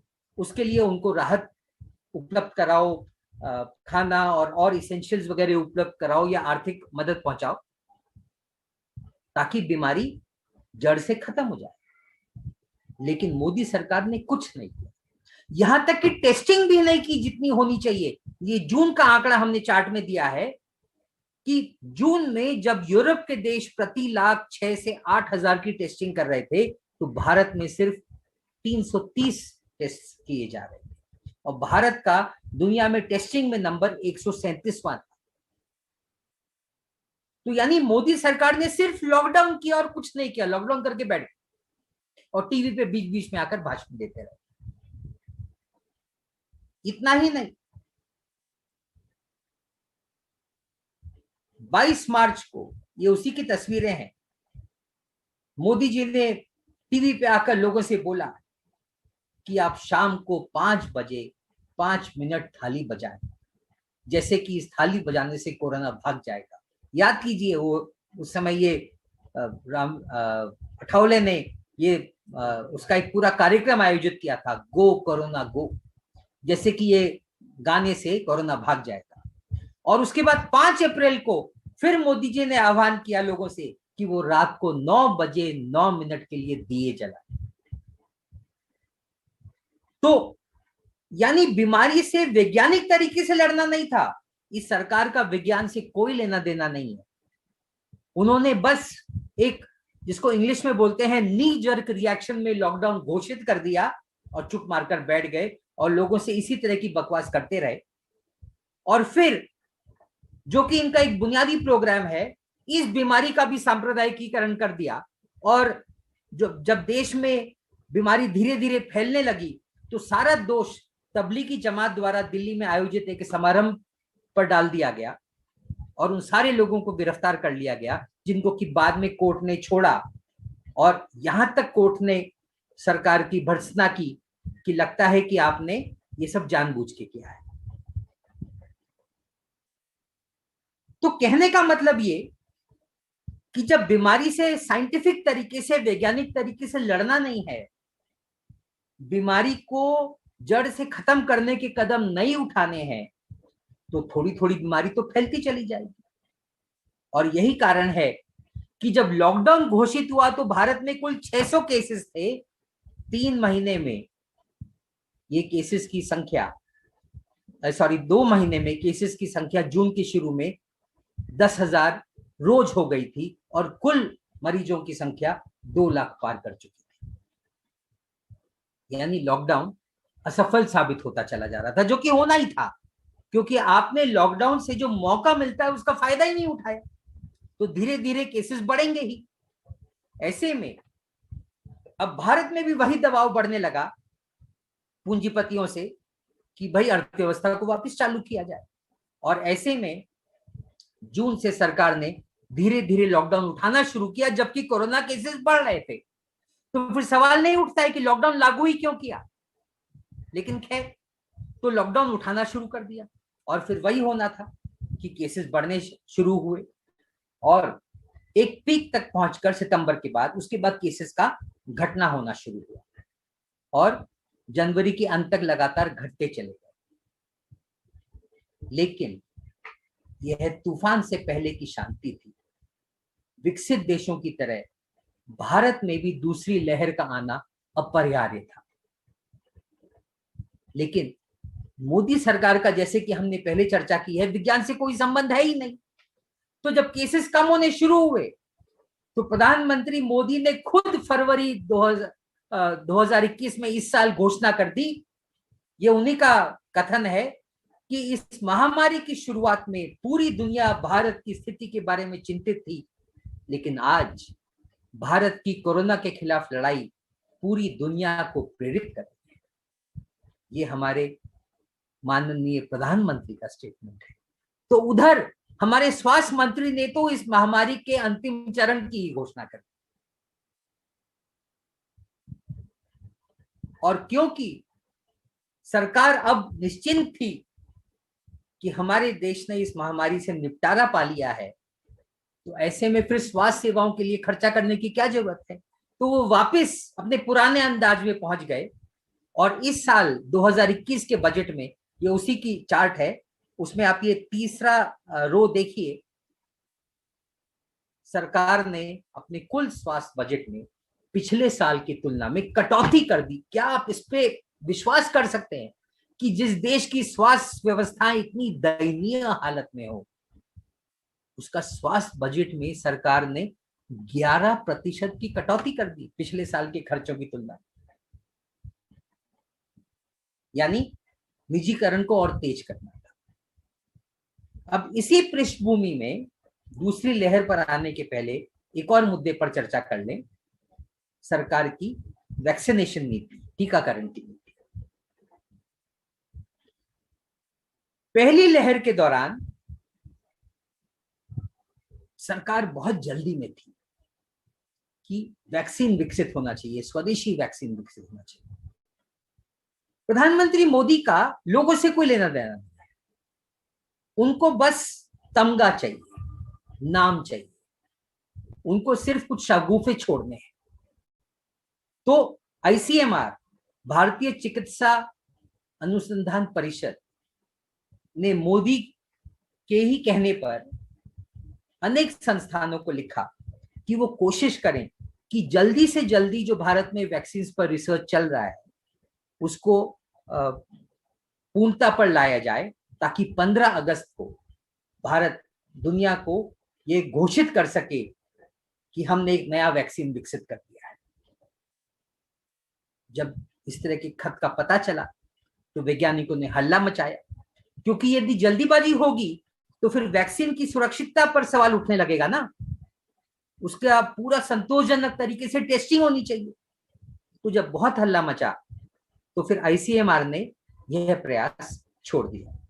लेकिन जनवरी के शुरू में एक बार फिर दोबारा, लेकिन एक हद तक टेस्टिंग हो चुकी थी, थर्ड फेज के ट्रायल्स होने बाकी थे, लेकिन पूरे परीक्षण के पहले ही सरकार ने 2 वैक्सीन को अनुमति दे दी। पहला था सीरम इंस्टीट्यूट द्वारा बनाई गई कोविशील्ड, जो कि इंग्लैंड में एक विकसित वैक्सीन ऑक्सफोर्ड एस्ट्राजेनिका के टीके पर आधारित है, और दूसरी वाकई स्वदेशी थी। भारत बायोटेक ने उसका प्रोडक्शन शुरू किया, लेकिन इसका रिसर्च किया था पुणे की body national institute of virology. तो ये ध्यान रहे कि ये वैक्सीन का पेटेंट असल में सरकार के पास है, लेकिन सरकार ने उसको किसी सरकारी फार्मा कंपनी को देने के बदले एक प्राइवेट कंपनी को दे दिया कि अब तुम इसको उत्पादन करके बाजार में लेकर आओ। सौभाग्य से ये दोनों वैक्सीन यथोचित सुरक्षित साबित हुए हैं। हालांकि जिस समय ये लाए गए, अनुमति दी गई, उस समय उनकी सुरक्षितता पर सवाल उठने लगे थे, क्योंकि पूरी टेस्टिंग नहीं हुई थी। लेकिन सब अंत में ठीक ठाक हुआ, और मैं और मेरी पत्नी ने भी ये वैक्सीन लिया है, और हमारा अंदाज है कि ये एक हद तक काम करते भी हैं। उसके बाद सरकार ने टीकाकरण शुरू किया, लेकिन तब तक कोरोना केसेस घटने लगे थे, और ऐसे में सरकार की जो जल्दीबाजी थी वो अब उस पर प्रेशर कम आ गया, और अब सरकार सोचने लगी कि पूरे देश का टीकाकरण करने की क्या जरूरत है। तो 16 जनवरी को जब सरकार ने अपना टीकाकरण अभियान शुरू किया, तो पहले उन्होंने घोषित किया कि सिर्फ 3 करोड़ स्वास्थ्य कार्यकर्ता और फ्रंटलाइन वर्कर्स को टीकाकरण दिया जाएगा, और फिर उसके कुछ समय बाद यह घोषणा की कि 1 मार्च से 60 साल की उम्र वाले लोग और 45 साल की उम्र वाले वो लोग जिनको की कोमॉर्बिडिटीज हैं, सहरुग्णता है, उन सबका टीकाकरण किया जाएगा। ये सब मिलाकर लगभग 30 करोड़ लोग होते हैं। सरकार ने टारगेट लगाया, टारगेट सेट किया कि इन सबका टीकाकरण अगस्त तक होगा, यानी लगभग 8 महीने। यानी सरकार की अब जल्दीबाजी नहीं थी कि टीकाकरण जल्दी से जल्दी किया जाए, लेकिन ये जो अगस्त तक का रेट था, उसके लिए जितने टीके होने चाहिए थे, शायद सरकार उसके बारे में भी गंभीर नहीं थी, क्योंकि न्यूज रिपोर्ट्स बताती हैं कि मार्च तक सरकार ने सिर्फ 11 करोड़ डोजेस, और चूंकि हर व्यक्ति को 2 डोज लगते हैं, इसका मतलब है कि सिर्फ 5.5 करोड़ लोगों के वैक्सीनेट करने की योजना सरकार ने बनाई थी। ये मार्च का आंकड़ा है। इसलिए पूरी वयस्क आबादी की बात तो भूल जाइए। जनवरी फरवरी में सरकार का व्यवहार, यहां तक कि मार्च में भी सरकार का व्यवहार ऐसा था कि सरकार की 30 करोड़ प्राथमिकता आबादी, जिनको कि वो कह रही थी कि ये प्रायोरिटी में जिनकी वैक्सीनेशन होना चाहिए, सरकार उनके बारे में भी सीरियस थी कि नहीं, ये भी मामला संदिग्ध है। बल्कि 18 मार्च को हमारे केंद्रीय स्वास्थ्य मंत्री ने लोकसभा में बोलते हुए यह बोला कि सरकार का सार्वत्रिक टीकाकरण का कोई इरादा नहीं है। लेकिन तब तक दूसरी लहर आगे बढ़ने लगी थी। कुछ राज्यों में केसेस बहुत तेजी से बढ़ने लगे, तो कुछ ही दिनों में फिर सरकार पलटी खा गई और 23 मार्च को घोषित कर दिया कि 1 अप्रैल से 45 साल की ऊपर के सारे लोगों को वैक्सीनेट किया जाएगा। सरकार वो फ्री में करेगी, और जिनको प्राइवेट हॉस्पिटल्स में लेना है उनको 250 रुपए प्रति डोज का उनको देना पड़ेगा। सरकार ने ये कैप कर दिया, और उसी के साथ सरकार ने टीकाकरण की गति बढ़ा दी। फरवरी में जो दर 3 लाख डोजेज रोज था, वो अप्रैल के पहले 10 दिनों में बढ़कर 36 लाख डोजेस तक पहुंच गया। लेकिन यह पीक था। सरकार ने जो शुरू में लापरवाही की थी और वैक्सीनेशन के प्रति जो, जैसा हमने अभी बताया कि सरकार ने अपना सीरियसनेस खत्म कर दिया था, उसके चलते सरकार ने जो भारत के दोनों वैक्सीन उत्पादक कंपनियां थी उनको उतने ऑर्डर ही नहीं दिए थे, और ऐसे में उन कंपनियों ने अपनी उत्पादन क्षमता ज्यादा विकसित ही नहीं की। इसीलिए अप्रैल के शुरू में जब सरकार ने टीकाकरण की रफ्तार बढ़ाने की कोशिश की तो वैक्सीन कंपनियां उतना उत्पादन कर ही नहीं सकती थी। उनकी प्रतिमाह क्षमता लगभग रोज 21 लाख डोजेस मैन्युफैक्चर करने की है, और इसमें से कुछ एक्सपोर्ट भी करने होते हैं जो हमारी इंटरनेशनल कमिटमेंट्स हैं WHO के तहत कि गरीब देशों को हम वैक्सीन सप्लाई करेंगे। यानी हम 36 लाख रोज उतना उत्पादन नहीं हो सकता, तो उस रेट पर वैक्सीनेशन संभव ही नहीं है। और यही कारण है कि पीक पर पहुंचने के बाद अप्रैल के दूसरे तीसरे सप्ताह में रोज जो वैक्सीनेशन का दर था वो गिरने लगा। हालांकि सरकार ने एकदम दावे के साथ, जैसे ये इतना झूठे हैं ना, मतलब ये किसी भी समस्या पर देश को अपने साथ लेना ही नहीं चाहते। तो जब राज्यों ने हल्ला मचाना शुरू किया कि भाई वैक्सीन कम पड़ रहे हैं, हमारे केंद्र बंद हो रहे हैं, तो शुरू में भाजपा के नेताओं ने उन पर आरोप लगाया कि इस पर तुम सियासी दांवपेच कर रहे हो। लेकिन ये तो सच्चाई थी कि केंद्र बंद हो रहे हैं और कुल वैक्सीन कम पड़ रहे हैं।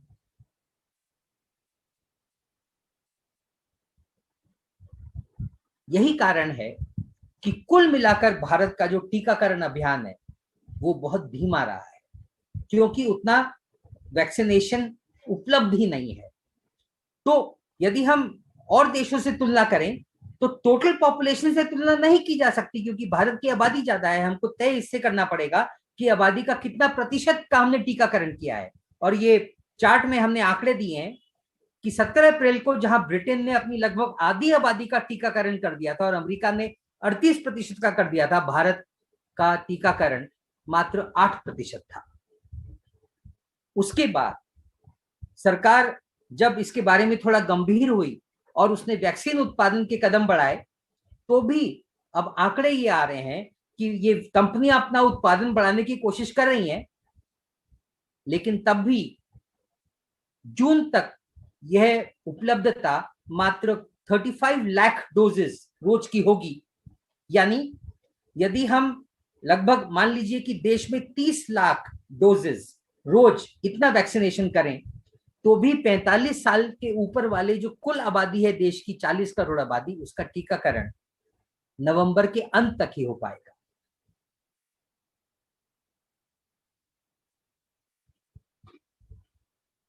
इसके बावजूद फिर सरकार ने अप्रैल में एक और दांव चला और टीकाकरण का विस्तार घोषित कर दिया। 19 अप्रैल को सरकार ने घोषणा की कि 18 वर्ष से ऊपर के अब सारे लोगों को 1 मई से टीकाकरण उपलब्ध हो जाएगा, जिसका मतलब है कि 60 करोड़ और लोग भी टीकाकरण की लाइन में आ गए, यानी 120 करोड़ डोजेस। और मान लीजिए कि उत्पादन क्षमता 10 करोड़ डोजेस भी बढ़ जाती है, तो इसका मतलब यह होगा कि यह टीकाकरण करने के लिए 12 महीने और लगेंगे, जिसका मतलब है अगले साल के दिसंबर तक ये टीकाकरण होगा। तो जब पहले ही कुल वैक्सीन की उपलब्धता कम है और प्रायोरिटी 60 साल के ऊपर वालों का टीकाकरण सितंबर के अंत तक ही हो पाएगा, 45 साल से ऊपर वालों का टीकाकरण पूरा करने में नवंबर हो जाएगा, तो फिर इन युवाओं को भी टीकाकरण इनके लिए ओपन करने की का क्या तुक था? उसके पीछे सरकार का क्या सोचना है? सरकार ने जो कुल पॉलिसी घोषित की है उससे समझ में आता है कि सरकार फिर धूर्तता कर रही है, फिर चालाकी कर रही है। उसने पॉलिसी में क्या बोला है? उसने बोला है कि 18 से 45 साल के जो 60 करोड़ लोग हैं उनका केंद्र टीकाकरण नहीं करेगा, राज्य सरकारों को करना पड़ेगा, या फिर वो प्राइवेट सेक्टर में ले सकते हैं, प्राइवेट हॉस्पिटल से। और दूसरा और क्रूशियल जो पॉलिसी घोषित की है सरकार ने वो ये कि राज्य सरकारें उत्पादन कंपनियों से उनके द्वारा तय की गई कीमत पर वैक्सीन खरीदेंगे। यानी सरकार ने जो रेट तय किया था कि सरकार को वो वैक्सीन 150 रुपए में कोविशील्ड और 200 रुपए में कोवैक्सीन मिल रही थी, अब ये कंपनियां उस रेट पर सप्लाई करने के लिए प्रतिबद्ध नहीं है और वो चाहे तो दाम बढ़ा सकती हैं। मतलब क्या हुआ? मतलब ये हुआ कि अब राज्य सरकारों को प्राइवेट कंपनी के साथ आपस में स्पर्धा करनी होगी इन वैक्सीन कंपनी से वैक्सीन खरीदने में, और उतना वैक्सीन का उत्पादन है ही नहीं। तो सरकार का गेम प्लान, सरकार की रणनीति बहुत सिंपल है, क्योंकि देश में वैक्सीन की कमी है और अब आपने वैक्सीन खरीदने का और वैक्सीनेशन कराने की सारी जिम्मेदारी राज्यों पर डाल दी है। तो जब राज्य उतना वैक्सीनेशन नहीं कर पाएंगे तो सरकार बोलेगी भाई हमने तो तुमको जिम्मेदारी दे दी, तुम कर नहीं पाए, तो सारा दोष किस पे जाएगा? राज्यों पर जाएगा। तो इस सिंपल सी ट्रिक से मोदी सरकार ने अपने को, जो उनकी पूरी वैक्सीनेशन की पॉलिसी पे जो उनकी लापरवाही थी, उनकी जो ढिलाई थी, और जिसके चलते कि हमारे यहाँ पर दुनिया की सबसे ज्यादा वैक्सीन बनाने वाली कंपनियां होने के बावजूद हम अब वैक्सीन इंपोर्ट करने की नौबत पर आ गए हैं क्योंकि सरकार ने उसमें लापरवाही कर दी। तो सरकार की ये लापरवाही से जो उस पर आरोप लगेगा उससे बचने के लिए उन्होंने ये चाल खेली है, लेकिन राज्य इसकी कीमत बहुत चुकाएंगे। वो क्या? कोविशील्ड का दाम घोषित हो गया है, सीरम ने घोषित कर दिया है, सीरम जो कंपनी उसको बनाती है, कि राज्य सरकारों को प्रति डोज 400 रुपए देने पड़ेंगे और प्राइवेट हॉस्पिटल्स को 600 रुपए देने पड़ेंगे। जबकि इस कंपनी के मालिक ने यह स्वीकारा है कि 150 रुपए में भी उसका नफा उसको मिल रहा था, जिसका मतलब है कि अब ये कंपनी सुपर प्रॉफिट कमाएगी। तो कोवैक्सीन का दाम आज ही अखबार में आया है कि राज्य सरकारों के लिए वो 600 रुपए होगा प्रति डोज और निजी प्राइवेट सेक्टर के लिए 1200 रुपए होगा, यानी 2400 रुपए का कुल वैक्सीनेशन होगा। तो इसका मतलब अब क्या हुआ? इसका मतलब यह होगा कि जब राज्य वैक्सीनेशन की सप्लाई लिमिटेड है वैक्सीन की, और राज्य सरकारें आपस में और प्राइवेट सेक्टर के साथ स्पर्धा करेंगी और प्राइवेट सेक्टर को वो कंपनी ज्यादा दाम पर वैक्सीन उपलब्ध कराएगी, जिसका मतलब है कि वो प्राइवेट कंपनियां पहले प्राइवेट हॉस्पिटल्स को वैक्सीन देंगी ना, जिसका मतलब होगा कि पहले पैसे वालों का टीकाकरण होगा। अब ये ठीक बात है कि अनेक राज्यों ने फ्री वैक्सीनेशन घोषित कर दिया है, लेकिन इसका मतलब क्या हुआ? इसका मतलब इतना ही हुआ कि पहले ही राज्यों पर बोझ बहुत था, वो सारा कोरोना से लड़ने का संकट, हम उस पर आगे और चर्चा करेंगे, राज्यों पर था। अब मान लीजिए कोविशील्ड के दाम पर ही राज्यों को वैक्सीन करने होंगे अपने खर्चे से, तो उसका कुल खर्चा 38,400 करोड़ रुपए और आएगा।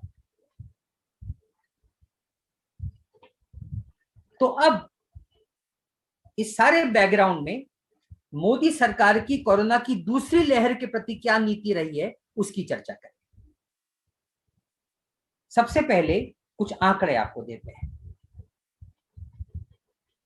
देश का जो कुल राजस्व इकट्ठा होता है उसका ज्यादा हिस्सा केंद्र सरकार इकट्ठा करती है, क्योंकि वो जो टैक्सेस इकट्ठा करती है वो ज्यादा महत्वपूर्ण टैक्सेस हैं जिनसे कुल आमदनी ज्यादा होती है, जैसे इनकम टैक्सेस हैं या कॉर्पोरेशन टैक्सेस हैं, ये केंद्र सरकार इकट्ठे करती है। राज्य सरकारों के पास कुछ और टैक्सेस हैं जैसे सेल्स टैक्स वगैरह। तो उसके चलते देश का जो कुल राजस्व राज्य जो इकट्ठा करते हैं और जो केंद्र इकट्ठा करती है उसका कुल प्रपोर्शन है, राज्य और केंद्र का रेशो है 37:63। ये चार्ट में देखिए पहले रो में, यानी इतने सारे राज्य हैं लेकिन वो सारे राज्य मिलाकर भी देश के कुल राजस्व का 1/3 इकट्ठा करते हैं और केंद्र 2/3 इकट्ठा करता है। लेकिन जहां तक सामाजिक खर्चों की बात है उस पे जो राज्य और केंद्र व्यय करते हैं उसमें प्रपोर्शन ठीक उल्टा है। देश का जो कुल सामाजिक खर्चा है सामाजिक क्षेत्रों पर, उसका 80% राज्य खर्चा करते हैं और केंद्र सिर्फ 20% करता है। तो चूंकि राज्य खर्चा ज्यादा करते हैं लेकिन आमदनी कम है, इसीलिए हमारे देश में फाइनेंस कमीशन की स्थापना हुई है, जो कि हर साल यह बताता है कि केंद्र का जो कुल राजस्व इकट्ठा होता है उसका एक हिस्सा, कितना हिस्सा राज्यों को हस्तांतरित होना चाहिए। अब इस बैकग्राउंड में इस महामारी के बारे में सोचिए क्या हो रहा है। कोरोना महामारी ने राज्यों का बोझ बेहद बढ़ा दिया है। एक तो हेल्थ सेक्टर मुख्यतः सरकारी राज्यों के पास है, तो सारे कोरोना के मरीज का इलाज राज्यों को कराना है। उसके अलावा फिर जो लोगों को आपको टेस्टिंग करनी है, उनका क्वारंटाइन करना है, फिर क्वारंटाइन लोगों को राहत पहुंचानी होगी, ये भी राज्यों को करना होगा। तो जब ये अचानक विपदा आती है तो नॉर्मल परिस्थितियों में जो राज्यों का और केंद्र का जो बंटवारा है कुल रेवेन्यू का, और उसमें नॉर्मल परिस्थितियों में केंद्र राज्यों को जितना ट्रांसफर कर रहा है, जब महामारी के संकट के समय राज्यों का खर्चा बहुत ज्यादा बढ़ जाता है तो केंद्र को राज्यों को अपना ट्रांसफर बढ़ाना चाहिए। ये एकदम लॉजिकल सी बात है। लेकिन इस दूसरी लहर के समय हमारे प्रधानमंत्री किसी और चीज में व्यस्त थे। वो बंगाल में चुनावी भाषण दे रहे थे। आसनसोल के एक भाषण में उन्होंने भीड़ को संबोधित करते हुए बोला कि इतनी दूर तक लोग दिख रहे हैं और मैं बहुत खुश हूं। हाँ, महामारी के समय ये भाषण दिया जा रहा है, जिस समय लोगों को कहा जा रहा है कि आप अपने आप को आइसोलेट कीजिए, और वहां प्रधानमंत्री भीड़ की प्रशंसा कर रहे हैं। तो ऐसे में चूंकि प्रधानमंत्री इन सब चीजों में व्यस्त है, यहां तक कि कुंभ मेले पर भी रोक नहीं लगाई गई, जिसमें कि अंदाज है कि पहले 2 स्नानों में 48 लाख लोगों ने स्नान किया है। तो महामारी फैलेगी तो नहीं तो क्या होगा। लेकिन केंद्र ने न केवल ये सारे जश्नों को रोका, ये सारी भीड़ को इकट्ठा करने से रोका, न केवल उसको बढ़ावा दिया, उसके साथ ही कोई राहत पैकेज भी घोषित नहीं किया। राज्यों पर छोड़ दिया कि तुमको जो चाहे करना हो करो, तुम अपनी परिस्थितियों से निपटो, लोकलाइज लॉकडाउन करना हो तो करो। तो फिर क्या ये सवाल नहीं उठता है कि पहले महामारी के वेव के दौरान लॉकडाउन क्यों घोषित किया गया था? आज तो उससे ज्यादा भीषण परिस्थिति है। उस समय 600 मरीज थे, आज इस देश में रोज 3 लाख केसेस पाए जा रहे हैं। तो आज क्या ये जरूरी नहीं है कि एक नेशनल एफर्ट हो, एक राष्ट्रीय प्रयास किया जाए इस बीमारी से लड़ने का? लेकिन राष्ट्रीय प्रयास तो तब होगा ना जब प्रधानमंत्री और पूरी सरकार और राज्यों के साथ मिलकर इस पूरी समस्या से कैसे लड़ा जाए उसकी चिंता करेंगे। लेकिन प्रधानमंत्री तो कहीं और ही बिजी हैं, वो अपने मोरों को दाना खिला रहे हैं। तो ऐसे में केंद्र ने इस बार बड़ी चालाकी से, मतलब अब यहां पर देश की कोई चिंता नहीं रह गई है, लोगों की कोई चिंता नहीं रह गई है। बात यह है कि दोष किस पे डाला जाए, अपनी चमड़ी कैसे बचाई जाए। तो उन्होंने राज्यों पर सारा जिम्मा डाल दिया कि अब तुम्हारे ऊपर है कि तुम कितनी सक्षमता से इस बीमारी से निपट सकते हो, और उसके साथ ही कोई राहत पैकेज भी घोषित नहीं किया। बस अभी 2-3 दिन पहले ये घोषणा आई है कि 2 महीने के लिए 5-5 किलो अनाज सारे गरीब लोगों को, जैसे पिछले साल हुआ था, गरीब मुफ्त में बांटा जाएगा, जिसका कुल खर्चा कुछ 1000 करोड़ रुपए आए। यहां तक कि टीकाकरण, जो सबसे बड़ी आबादी है 18 से 45 साल का आयु वर्ग की, उस एज ग्रुप के बच्चों को भी या लोगों को भी टीकाकरण राज्यों को अपने बजट से करना पड़ेगा। सरकार उसके लिए भी जिम्मेदार नहीं है, केंद्र सरकार। अब यहां पर जो सबसे महत्वपूर्ण बात है वो ये है कि असल में इस बीमारी से इस तरह से लोकलाइज्ड राज्यों के स्तर पर लड़ा ही नहीं जा सकता। मान लीजिए महाराष्ट्र में आपने बीमारी नियंत्रित कर ली और मध्य प्रदेश में फैलने लगी, तो वहां से महाराष्ट्र में वापस आ जाएगी ना। तो ये बीमारी का एक नेशनल, सही अर्थों में इंटरनेशनल रिस्पॉन्स ही हो सकता है, लेकिन बाकी देश हमारे नियंत्रण में नहीं है। अपना देश तो हम एक साथ इस बीमारी से लड़ सकते हैं, तो ये सरकार वो भी नहीं करना चाहती। उसके लिए भी वन अपमैनशिप का खेल खेला जा रहा है और राज्यों को, जो विपक्ष के राज्य हैं, उनको नीचा दिखाने की कोशिश की जा रही है वगैरह वगैरह। मतलब क्या खेल चल रहा है, इसमें इंसान कहीं नहीं है।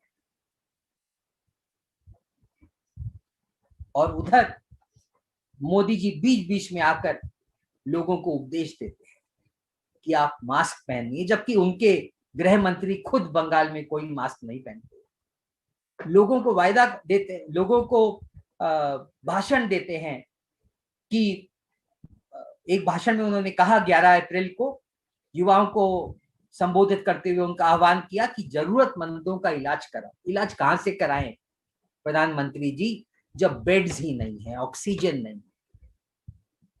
तो 20 अप्रैल को उन्होंने बाल मित्रों से अपील की कि वो ये सुनिश्चित करें कि लोग लॉकडाउन के नियमों का पालन कर रहे हैं। क्या ये मजाक नहीं है?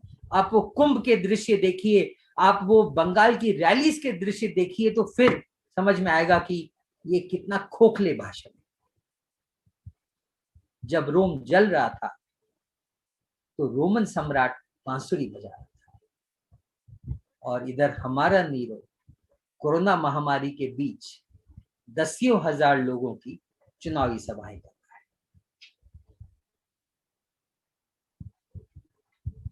तो जब सरकार इस बीमारी के बीच भी, इतनी भयंकर महामारी के बीच भी, जब सरकार के केंद्र में लोग नहीं है, तो कौन है? वो हिंदू नहीं है, क्योंकि इस देश में ज्यादा आबादी हिंदुओं की है। तो ज्यादा लोग जो इस महामारी से मर रहे होंगे वो भी हिंदू होंगे। तो यानी इनका जो ये सारा सांप्रदायिकीकरण है और ये जो हिंदुओं के लिए देश चलाना चाहते हैं, दोस्तों ये किसी के लिए देश नहीं चलाना चाहते। ये आम आदमी के लिए देश चलाना ही नहीं चाहते, चाहे वो हिंदू हो या किसी भी जात का। वो असल में ये देश सिर्फ अंबानीज और अडानीज और अमीरों के लिए चलाना चाहते हैं। इस पर हम बजट का विश्लेषण करते हुए भी हमने इस पर व्याख्यान दिए हैं। हमने पिछले साल भी इस पर कई व्याख्यान दिए।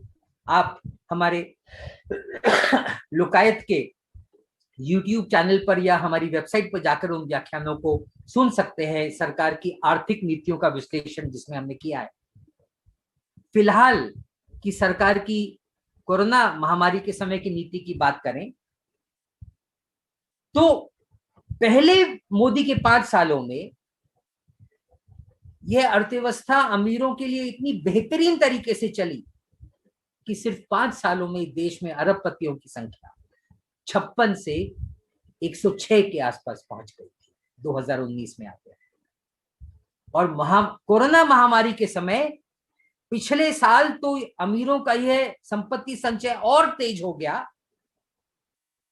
तो एक तरफ जहां सरकार स्वीकारती है कि बीते साल में अर्थव्यवस्था कुल मिलाकर 7% से सिकुड़ गई है और आंकड़े बताते हैं कि करोड़ों लोग बेरोजगार हो गए हैं, उनके रोजगार नष्ट हो गए हैं, तो उधर हमारे अमीरों की संपत्ति इतनी बड़ी है कि इस देश में 12 महीनों में अरबपतियों की संख्या 102 से बढ़कर 140 हो गई है।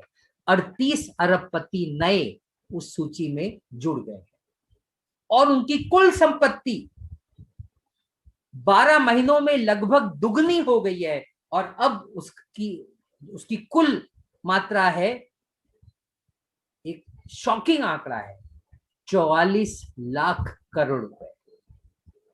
हाँ, जो हमारे देश के कुल बजट से 30% ज्यादा है। हमारे देश का इस साल का बजट 34 लाख करोड़ का है, जिसमें सरकार की बोरोइंग शामिल।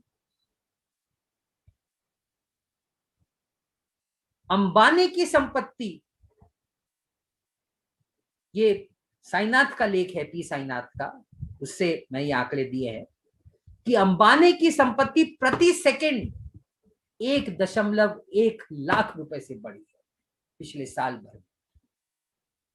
इन 140 अरबपतियों में से 24 अरबपतियों ने अपनी संपत्ति स्वास्थ्य क्षेत्र से कमाई है। हाँ, वही स्वास्थ्य क्षेत्र जो चरमरा रहा है, जिसके चलते इतनी मौतें हुई है क्योंकि वहां पर सुविधाएं ही नहीं है। लेकिन दूसरी तरफ प्राइवेट हॉस्पिटल्स और फार्मा कंपनीज का नफा दिन दूना चौगुना बढ़ रहा है और उनमें से 24 मालिक अरबपति हो चुके हैं। उन 24 में से जो 10 सबसे अमीर हैं, उनका आंकड़ा यह है कि उन्होंने पिछले साल रोज 500 करोड़ रुपए कमाए हैं।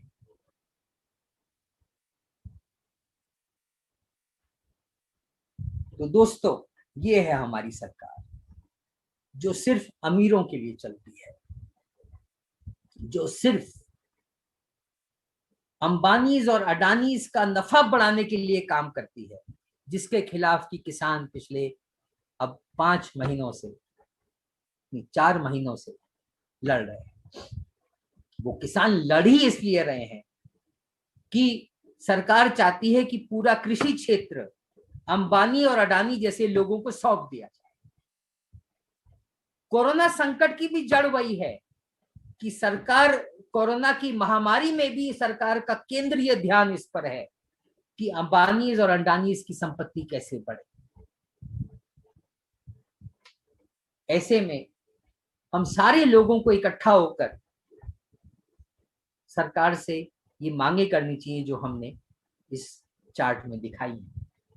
जी हाँ, इस महामारी से आज भी लड़ा जा सकता है यदि यह देश इकट्ठा होकर लड़ने को तैयार हो, जिसके लिए केंद्र और राज्यों को इकट्ठा होकर, एकजुट होकर, अपने मतभेदों को किनारे रखकर ये तय करना होगा कि सबसे पहले इस बीमारी से निजात पाई जाए, इस बीमारी से छुटकारा पाया जाए। उसके लिए एक पहला काम केंद्र को ये करना पड़ेगा, क्योंकि ज्यादा रिसोर्सेस केंद्र इकट्ठा कर सकता है, तो वो स्वास्थ्य पर जो कुल देश का बजट है उसको दुगना कर दे। हमारा देश कुल मिलाकर, राज्य और केंद्र मिलाकर 3 लाख करोड़ रुपए स्वास्थ्य सेवाओं पे खर्च करते हैं। तो सरकार को वो डबल करना चाहिए, यानी सरकार को 3 लाख करोड़ रुपए से स्वास्थ्य सेवाओं पे खर्च बढ़ाना चाहिए। उसके अलावा राष्ट्रव्यापी टीकाकरण अभियान तेजी से लगाया, पूरा किया जाए और वो मुफ्त में किया जाए। उसकी जिम्मेदारी भी केंद्र सरकार ले। और उसके लिए जो एक वैक्सीन जिसका पेटेंट सरकार के पास है, कोवैक्सीन, उसके लिए सरकारी फार्मा कंपनीज को पेटेंट ट्रांसफर किया जाए, वो तेजी से अपना उत्पादन बढ़ाएं और कुछ ही महीनों में इतना उत्पादन हो सकता है कि हम धड़ाधड़ देशव्यापी अभियान चला सकते हैं। ये बहुत जरूरी इसलिए है कि यदि हम सारे लोगों को तेजी से वैक्सीनेट नहीं करते और वैक्सीन म्यूटेट कर गया और कोई नया वर्जन आ गया जिस पर ये वैक्सीन काम नहीं कर रहा, तो फिर उस नए वैक्सीन पर रिसर्च करके, उस नए वायरस पर रिसर्च करके नया वैक्सीन विकसित करके फिर पूरे देश का वैक्सीनेट करना पड़ेगा। तो कोई चारा ही नहीं है सिवाय इसके कि पूरे देश के लोगों को जल्दी से जल्दी वैक्सीनेट किया जाए। उसके लिए कुल खर्चा सिर्फ 36,000 करोड़ रुपए आएगा। ये बहुत ज्यादा रकम नहीं है। और उसके अलावा फिर केंद्र को बड़े पैमाने पर राज्यों को अतिरिक्त मदद ट्रांसफर करनी चाहिए, राजस्व का और बड़ा हिस्सा ट्रांसफर करना चाहिए, चाहे उसके लिए बोरोइंग्स ही क्यों ना करनी पड़े। आज उसका समय नहीं है। बोरोइंग्स बढ़ाने से देश का कोई नुकसान नहीं होता और राज्यों के जो कल्याणकारी खर्चे हैं ताकि वो तेजी से बढ़े।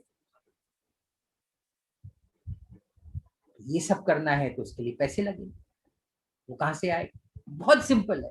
ये देश गरीब नहीं है, वो सारी संपत्ति कुछ मुट्ठी भर लोगों के हाथों में केंद्रित हो गई है। तो यदि हम सिर्फ देश के 1% सबसे अमीर लोगों पर 2% संपत्ति कर लगाएं, तो उनके पास इतनी संपत्ति है कि सरकार के पास 7.6 लाख करोड़ रुपए इकट्ठा हो जाए। जी हाँ। और उसके अलावा फिर यदि हम अरबपतियों पर एक one time emergency corona tax लगाएं जो कुल मिलाकर 10% हो, उनके लिए कोई ज्यादा रकम नहीं है, वो इतने पैसे हैं उनके पास कि पता नहीं क्या करते, तो 10% वो थोड़ा कुर्बानी करे देश के लिए। 2% तो संपत्ति कर हो ही गया, यानी 8% और लगा दे, तो उससे भी सरकार के पास 3.5 लाख करोड़ इकट्ठा हो जाए। तो ये सब मिलाकर 11 लाख करोड़ रुपए हो जाए। तो बहुत, ये सारी बीमारी से लड़ने के लिए। तो दोस्तों, कोरोना महामारी से लड़ा जा सकता है, लेकिन वो तभी लड़ा जा सकता है जब हम सब मिलकर सरकार पर दबाव डालें, मुख्यतः केंद्र सरकार पर दबाव डालें कि वो इस बीमारी के बारे में सीरियसली विचार करे और पूरे देश को एकजुट किया जाए कि इस बीमारी से लड़ा जाए। धन्यवाद।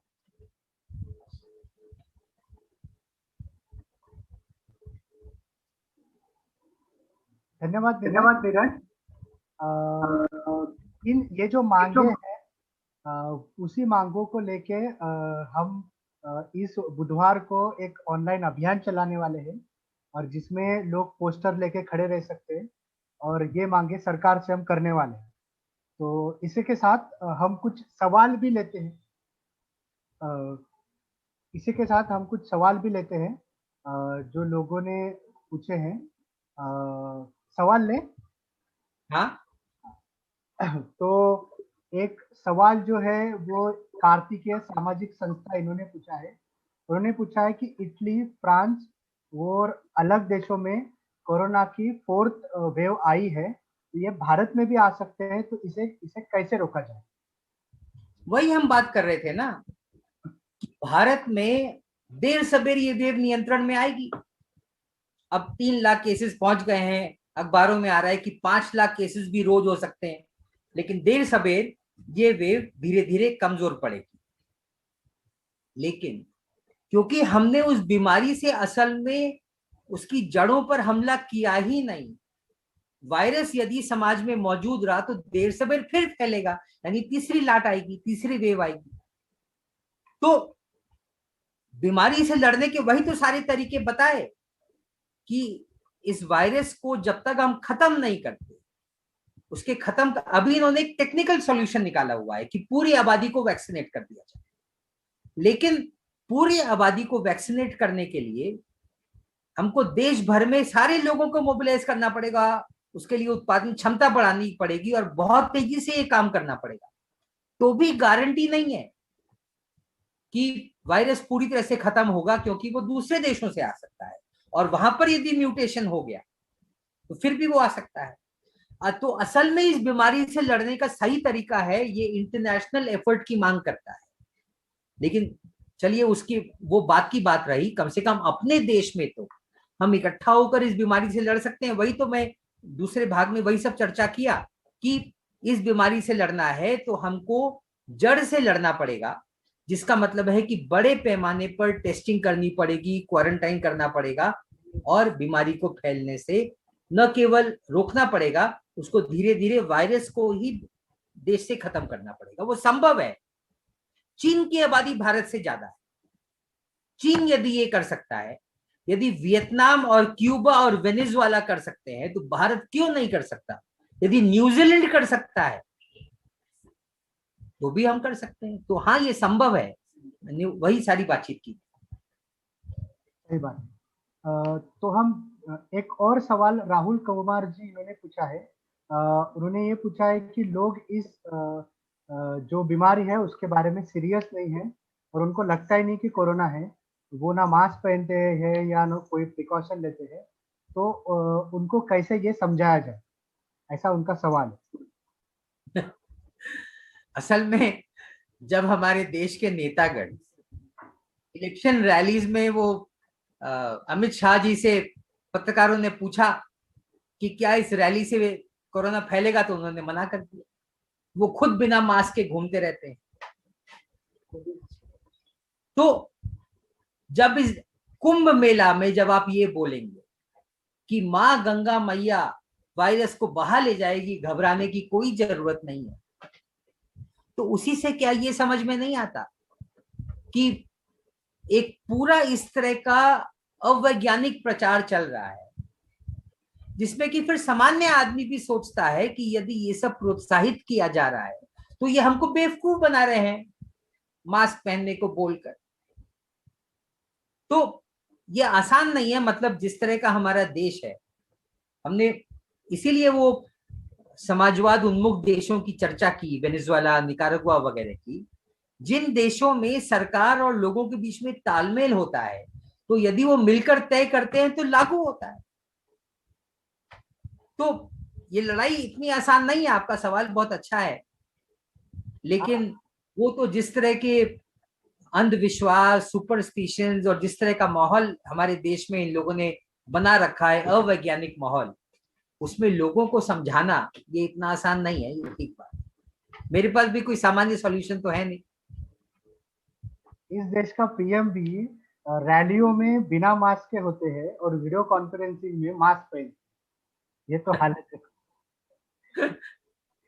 तो एक तीसरा सवाल विनय गाडेकर जी ने पूछा है।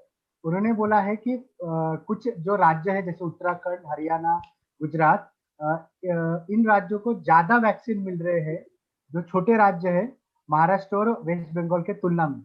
तो हम कैसे सेंट्रल गवर्नमेंट पे दबाव डाल सकते हैं कि वो वैक्सीन का डिस्ट्रीब्यूशन है वो सही तरीके से करे?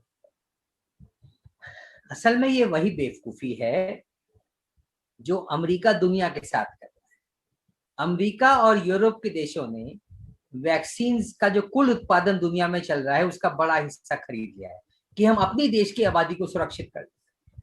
अब अमेरिका अपनी आबादी को सुरक्षित कर ले और अफ्रीका को वैक्सीन न मिले और अफ्रीका में वायरस म्यूटेट करके कोई नया वायरस पैदा हो जाए जो पहले वाले से ज्यादा खतरनाक हो, तो देर सबेर वो वायरस अमेरिका पहुंच जाएगा और फिर फैलने लगेगा और अमेरिका को फिर दोबारा सारी आबादी को दोबारा वैक्सीनेट कराना पड़ेगा और तब तक फिर दोबारा लाखों लोगों की मौत हो जाएगी। तो वही भारत पे भी लागू होता है। यदि उत्तराखंड और हरियाणा को लगता है कि हम अब पहले अपनी आबादी को वैक्सीनेट कर लें और महाराष्ट्र में लोगों को वैक्सीनेशन से वंचित किया जाए तो कोई बात नहीं, तो यहां पर वायरस म्यूटेट करेगा और यहां से फिर हरियाणा में फैलेगा और वहां का वैक्सीनेशन बेकार हो जाएगा। यानी ये एक देशव्यापी लड़ाई है। ये जो ये सारा बचकानापन चल रहा है, मेरा राज्य बनाम तुम्हारा राज्य, जैसे कि हम सब इस देश के नागरिक नहीं हैं। ये सारे लोग पता नहीं कैसे देशभक्त हैं। तो ये असल में आत्महत्या है एक प्रकार की। हम सेल्फ सुसाइड, हम एक प्रकार से आत्महत्या कर रहे हैं। जो राज्य ये कर रहे हैं वो भविष्य में संकट की जमीन तैयार कर रहे हैं। और सही अर्थों में बात की जाए तो इसका असली विकल्प वही है कि ये पूरा देश ही सारे लोगों के लिए चले। यानी जिस तरह से क्यूबा, वेनेजुएला वगैरह देश चला रहे हैं, या कम से कम जिस तरह का न्यूजीलैंड वगैरह देश चला रहे हैं कि समाजवाद नहीं तो कम से कम जन पक्षधर देश चले जो पूरे देश के बारे में सोचे, वही विकल्प। ओके। और एक सवाल जो है, जो अच्छा सवाल है, संतोष गांगुडे जी ने पूछा है। उन्होंने पूछा है कि इस महामारी का माइग्रेंट वर्कर्स उनपे क्या असर हुआ है और ट्रेड यूनियंस इसके साथ किस तरह से डील कर सकती है। तो उनका ये सवाल। माइग्रेंट वर्कर्स तो फिर संकट में आ गए हैं। उसकी खबरें आने लगी हैं कि बस स्टैंड्स पर, रेलवे स्टेशन पर भीड़ उमड़ पड़ी है, लोग वापस अपने घर जाने को आतुर हैं। वो पहले भी गए थे। गांव में भी रोजगार नहीं है क्योंकि सरकार पिछले साल तो सरकार ने कम से कम नरेगा का बजट बढ़ा दिया था तो गांव में रोजगार मिल गया था। इस साल नरेगा के बजट में पिछले साल की तुलना में मेरे ख्याल से 30% की कटौती कर दी गई। तो गांव में भी रोजगार नहीं मिलेगा। तो इस देश में तो माइग्रेंट लेबर का क्या बताएं, इस देश में गरीब आदमी के बारे में इतना इनह्यूमन अमानवीय देश है कि क्या बताएं। अब रही जहां तक बात ट्रेड यूनियंस की, तो असल में ये कोई अलग अलग तबकों का अलग अलग मामला नहीं है ना। हम सारे लोगों को इकट्ठा आकर इन सारे मुद्दों पर लोगों को जागरूक करना पड़ेगा कि भाई जरूरत है कि हम सब मिलकर आज ये जो फासिस्ट मेगालोमैनियक्स सत्ता पे बैठे हैं,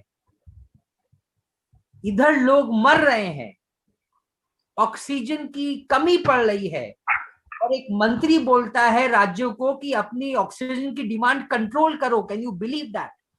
जैसे कि ये कुछ सफरचंद खाए जा रहे हैं, सेब और पपीता खाए जा रहे हैं कि भाई थोड़ा कम खा। तो ये इस तरह के लोग जो शासन कर रहे हैं, वो पता नहीं वो उनको क्या बोला जाए।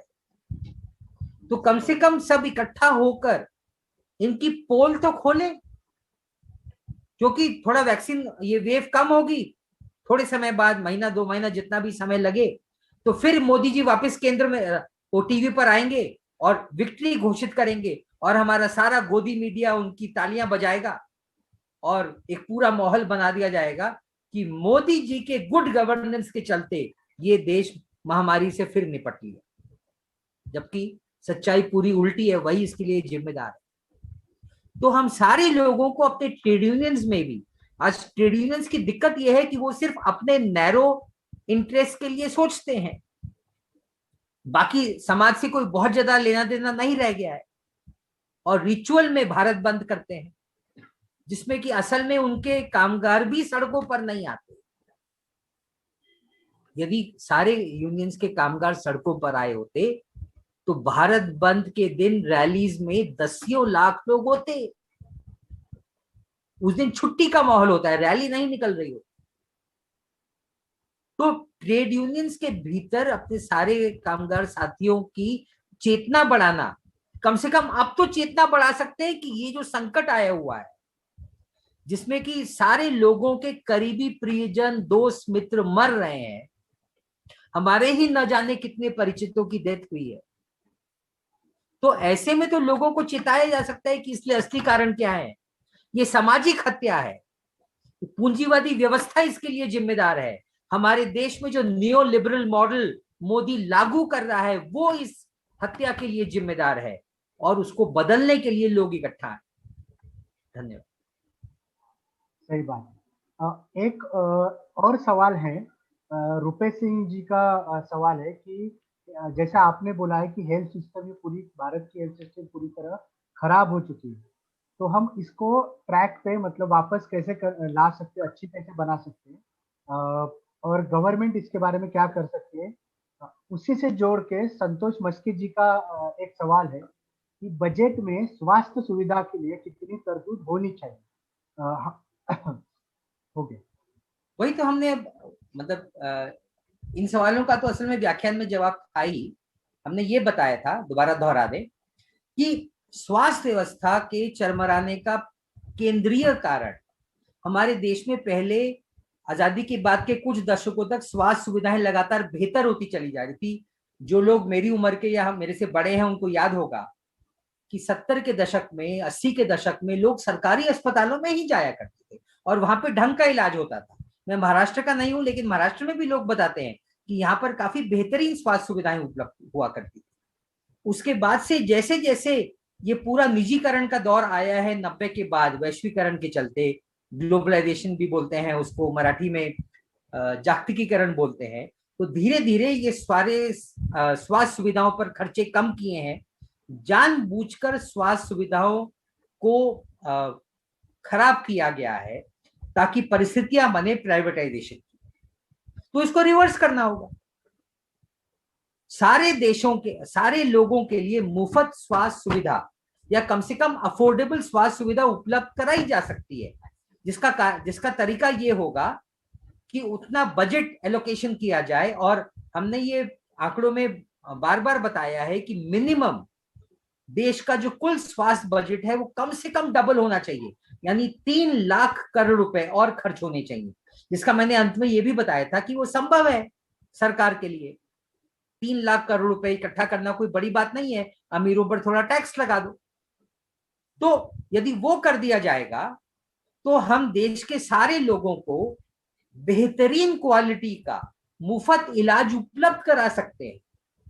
ये जो पूरा प्राइवेट इंश्योरेंस आया हुआ है आयुष्मान भारत, ये पूरा रैकेट है, ये प्राइवेटाइजेशन का बहाना है। वो सारा खत्म करके और उसी के साथ सारे जो प्राइवेट हॉस्पिटल्स हैं उनको टेक ओवर किया जाए, और पूरी स्वास्थ्य सुविधा जो कि कई देशों में है, बहुत सारे गरीब देशों में भी अमीरों के लिए एक अस्पताल और गरीबों के लिए दूसरा अस्पताल नहीं है, तो भारत में भी वैसा ही होना चाहिए। सारे संविधान में वो लिखा हुआ है कि देश के लोगों को अच्छी स्वास्थ्य सुविधाएं मिलनी चाहिए और इसमें भेदभाव नहीं होना चाहिए। अगला हम काफी वक्त हो गया है क्योंकि 7:50 हो गए। एक दो सवाल हम आखिर में लेते हैं। एक प्रशांत खांडेकर जी का सवाल है कि बाकी देशों में कोरोना का संकट नियंत्रण में है, पर अपने देश में इस संकट की भयानकता दिखाकर क्या संघ परिवार बहुजन समाज के न्याय हक का अधिकार को पूरी तरह खत्म करने का षड्यंत्र कर रहा है? इसका एक हिस्सा हमने बात किया है अपने टॉक में, फिर भी आप रखेंगे तो अच्छा है। नहीं, असल में ना हर चीज को सिर्फ अपने ही चश्मे से देखना ये बहुत ठीक बात नहीं है, ऐसा मेरा सुझाव रहेगा। ये ठीक बात है कि कोरोना का सबसे ज्यादा असर जो इस देश के सबसे गरीब है, और सबसे गरीब का मतलब जो इस देश के दलित हैं और बहुजन आबादी है, सबसे बुरा असर उन्हीं पर पड़ रहा है। तो संघ परिवार, लेकिन वो तो अपने ही जाल में फंस गए हैं ना, ये उनकी साजिश नहीं है। वो तो बल्कि खुशियां मना रहे थे कि पहली लहर से निपट लिया गया है, और उसका जैसे मैंने भाषण में रखा भी था कि सेलिब्रेट कर रहे थे।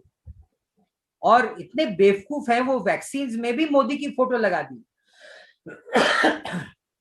यानी पूरा माहौल बनाया गया था कि मोदी सरकार की इतनी लापरवाही और नॉन गवर्नेंस, और असल में उनका पूरा नेग्लेक्ट के बावजूद किसी तरह से पहला वेव कंट्रोल में आया, तो इनको लगा कि वाह भाई वाह, उसका मतलब उसका सारा जो क्या बोलेंगे, उसका सारा जो श्रेय है वो अपनी जेब में डाल लिया जाए। अब सब उल्टा पड़ गया है, और जब उल्टा पड़ गया है तो इनके बोलते ही नहीं बन रहा, कुछ उनको सूझ ही नहीं रहा कि क्या बोले।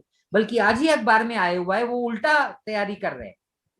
आज अखबार में ये स्टेटमेंट आया है आरएसएस की तरफ से कि देश विरोधी ताकतें इस माहौल का फायदा उठाकर देश के खिलाफ एक माहौल बनाएंगी, हमको उसके बारे में सचेत होना चाहिए।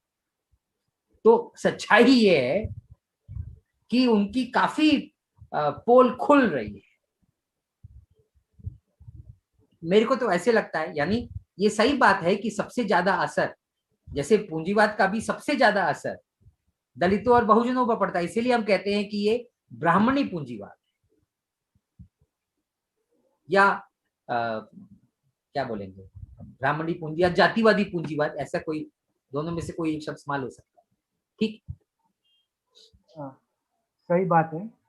उसके कुछ सवाल आए हैं पर वो पहले ही व्याख्यान में हो गए हैं, कवर हो गए हैं, और कुछ सवाल जो है वो अब आज का जो विषय है उससे डायरेक्ट निगडित नहीं है। और जो लोग जैसे रघुनाथ जी है या गणेश मुसुदगे जी है, आपके सवाल अगर हो तो आप अपना number, mail ID comment box में डाल दीजिए। हमारे साथियों से हमारे साथी आपसे बात करेंगे, ताकि और कुछ सवाल होंगे तो आप उनसे भी पूछ सकते हैं। स्वप्निल, हाँ, चैट बॉक्स में तो 99 कमेंट, 99 से भी ज्यादा हो गया है। उनमें से हालांकि 8 बजने जा रहे हैं, 5-10 मिनट और सवाल ले सकते हैं, क्योंकि यदि लोगों के महत्वपूर्ण सवाल खाली स्कैन कर लो, या और भी जो साथी हैं सवाल स्कैन कर रहे हैं, उनको भी यदि कोई महत्वपूर्ण सवाल लगे तो वो 5-10 मिनट और चर्चा चलाई जा सकती है। अच्छा, जो सवाल हमने निकाले हैं उसी में से पूरे जो सोशल मीडिया में जो सवाल आए हैं, तो सवाल निकाले हैं और उसमें एक सवाल चलो हम पूछ लेते हैं कि राज्य सरकार जीएसटी की रकम, राज्य सरकार की जो जीएसटी की रकम है वो केंद्र सरकार से राज्य वसूल नहीं कर सकती। ये गणेश मुसोदगी जी का सवाल है। मतलब ये सवाल समझ में नहीं आया। असल में जीएसटी की रकम केंद्र को इकट्ठा होती है और फिर उसका एक हिस्सा उसको जीएसटी कॉम्पेंसेशन सेस बोलते हैं, वो राज्यों को ट्रांसफर किया जाता है। इन्होंने पिछले साल वो जो जितना ट्रांसफर होना चाहिए था उतना किया नहीं, लेकिन अंत में किया। तो मतलब वो सवाल समझ में नहीं आया। वो तो मैंडेटरी है, केंद्र को करना ही पड़ेगा। अब वो उसमें इधर उधर करते हैं और थोड़ा गोलमाल होता है। और जैसे कि हमने एक बजट व्याख्यान में बोला भी था कि मामला ज्यादा ये है कि राज्यों का ज्यादा नुकसान इस मामले में हो रहा है कि सरकार अपना रिवेन्यूज, केंद्र सरकार बड़े पैमाने पर सेस और सरचार्ज लगाकर इकट्ठा करती है, जो कि फिर डिविजिबल पूल में आता ही नहीं। और उसके चलते राज्यों का, शायद मेरे को आंकड़ा याद नहीं आ रहा, वो हमारे व्याख्यान में है, शायद 2-2.5 लाख करोड़ रुपए का राज्यों को नुकसान हुआ है। तो वो ज्यादा महत्वपूर्ण विषय है मेरे ख्याल से।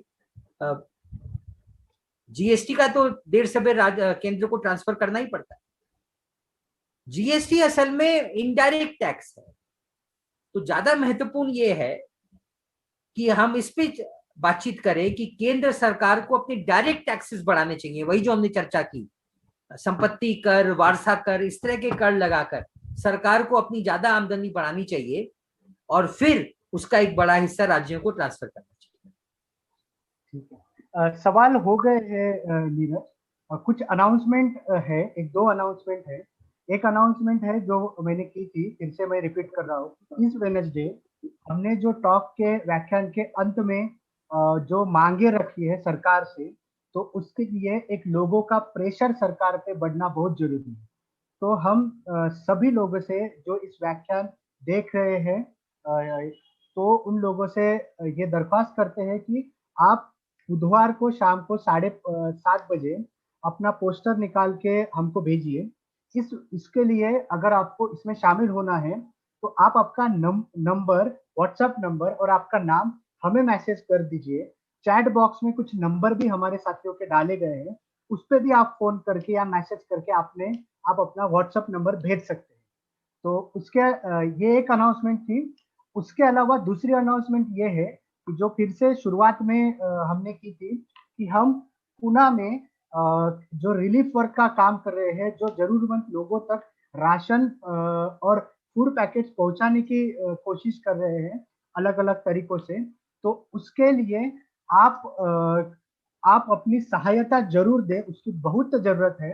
नीलिमा जी ने चैट बॉक्स में एक नंबर भी डाला है, विशाल और शकुंतला उनका, आप उनको संपर्क कर सकते हैं, हमारे साथियों को संपर्क कर सकते हैं। तो ये 2 अनाउंसमेंट थी। और आपको कुछ बोलना है नीरज? तो इसी के साथ मुझे लगता है कि 8 बजते जा रहे हैं, तो हम अपना व्याख्यान एक खत्म करते हैं। बस ये बोलता हूँ कि इस देश की जनता ने ही अंग्रेजों को भगाया था, और ये जनता, वो जो मूवमेंट था वो, हाँ, तो अपने गीत नहीं ले रहे अंत में? 8 बज गए तो हम सोच रहे थे कि लेट हो गया है। नहीं, ये गीत ले लो थोड़ा। अच्छा ठीक, चलो अच्छा ठीक है। जीतू है, हम गीत ले लें।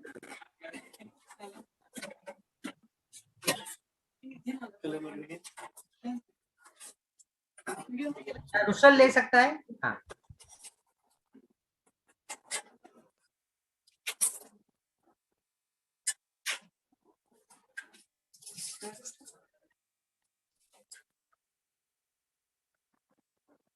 तो आखिरी जो गाना ले रहे हैं, आखिरी में जैसे व्याख्यान में आया था कि क्यूबा, वेनेजुएला जैसे जो देश हैं जहाँ पे इंसानों के बारे में सोचा जाता है, तो हमें भी वहां तक जाना है, उसी दिशा में हमको जाना है। तो चलो साथियों, चलो रे चलो साथियों, चलो रे चलो साथियों, जहाँ काली रात ढल रही है, चलो रे चलो साथियों, जहाँ काली रात चल रही है। चलो चलो चलो रे चलो साथियों, जहाँ काली रात चल रही है। एकता के बल पर सत्य की अमल पर चल, एकता के बल पर सत्य की अमल पर जुल्मी हुकूमत बदल रही है। चलो रे चलो साथियों, जहाँ काली रात चल रही है। चलो चलो चलो रे चलो साथियों, जहाँ काली रात चल रही है।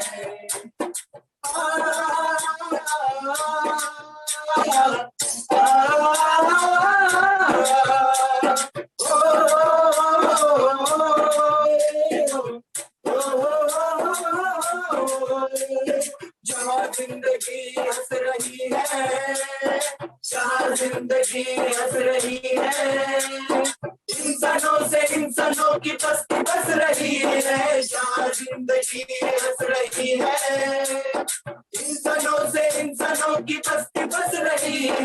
जहाँ ऊंच नीच का सफाया, जहाँ ऊंच नीच का सफाया, और मित्र भाईचारे की खुशी बढ़ रही है। चलो रे चलो साथियों, जहाँ काली रात चल रही है। चलो रे चलो चलो रे चलो साथियों, जहाँ काली रात चल रही है।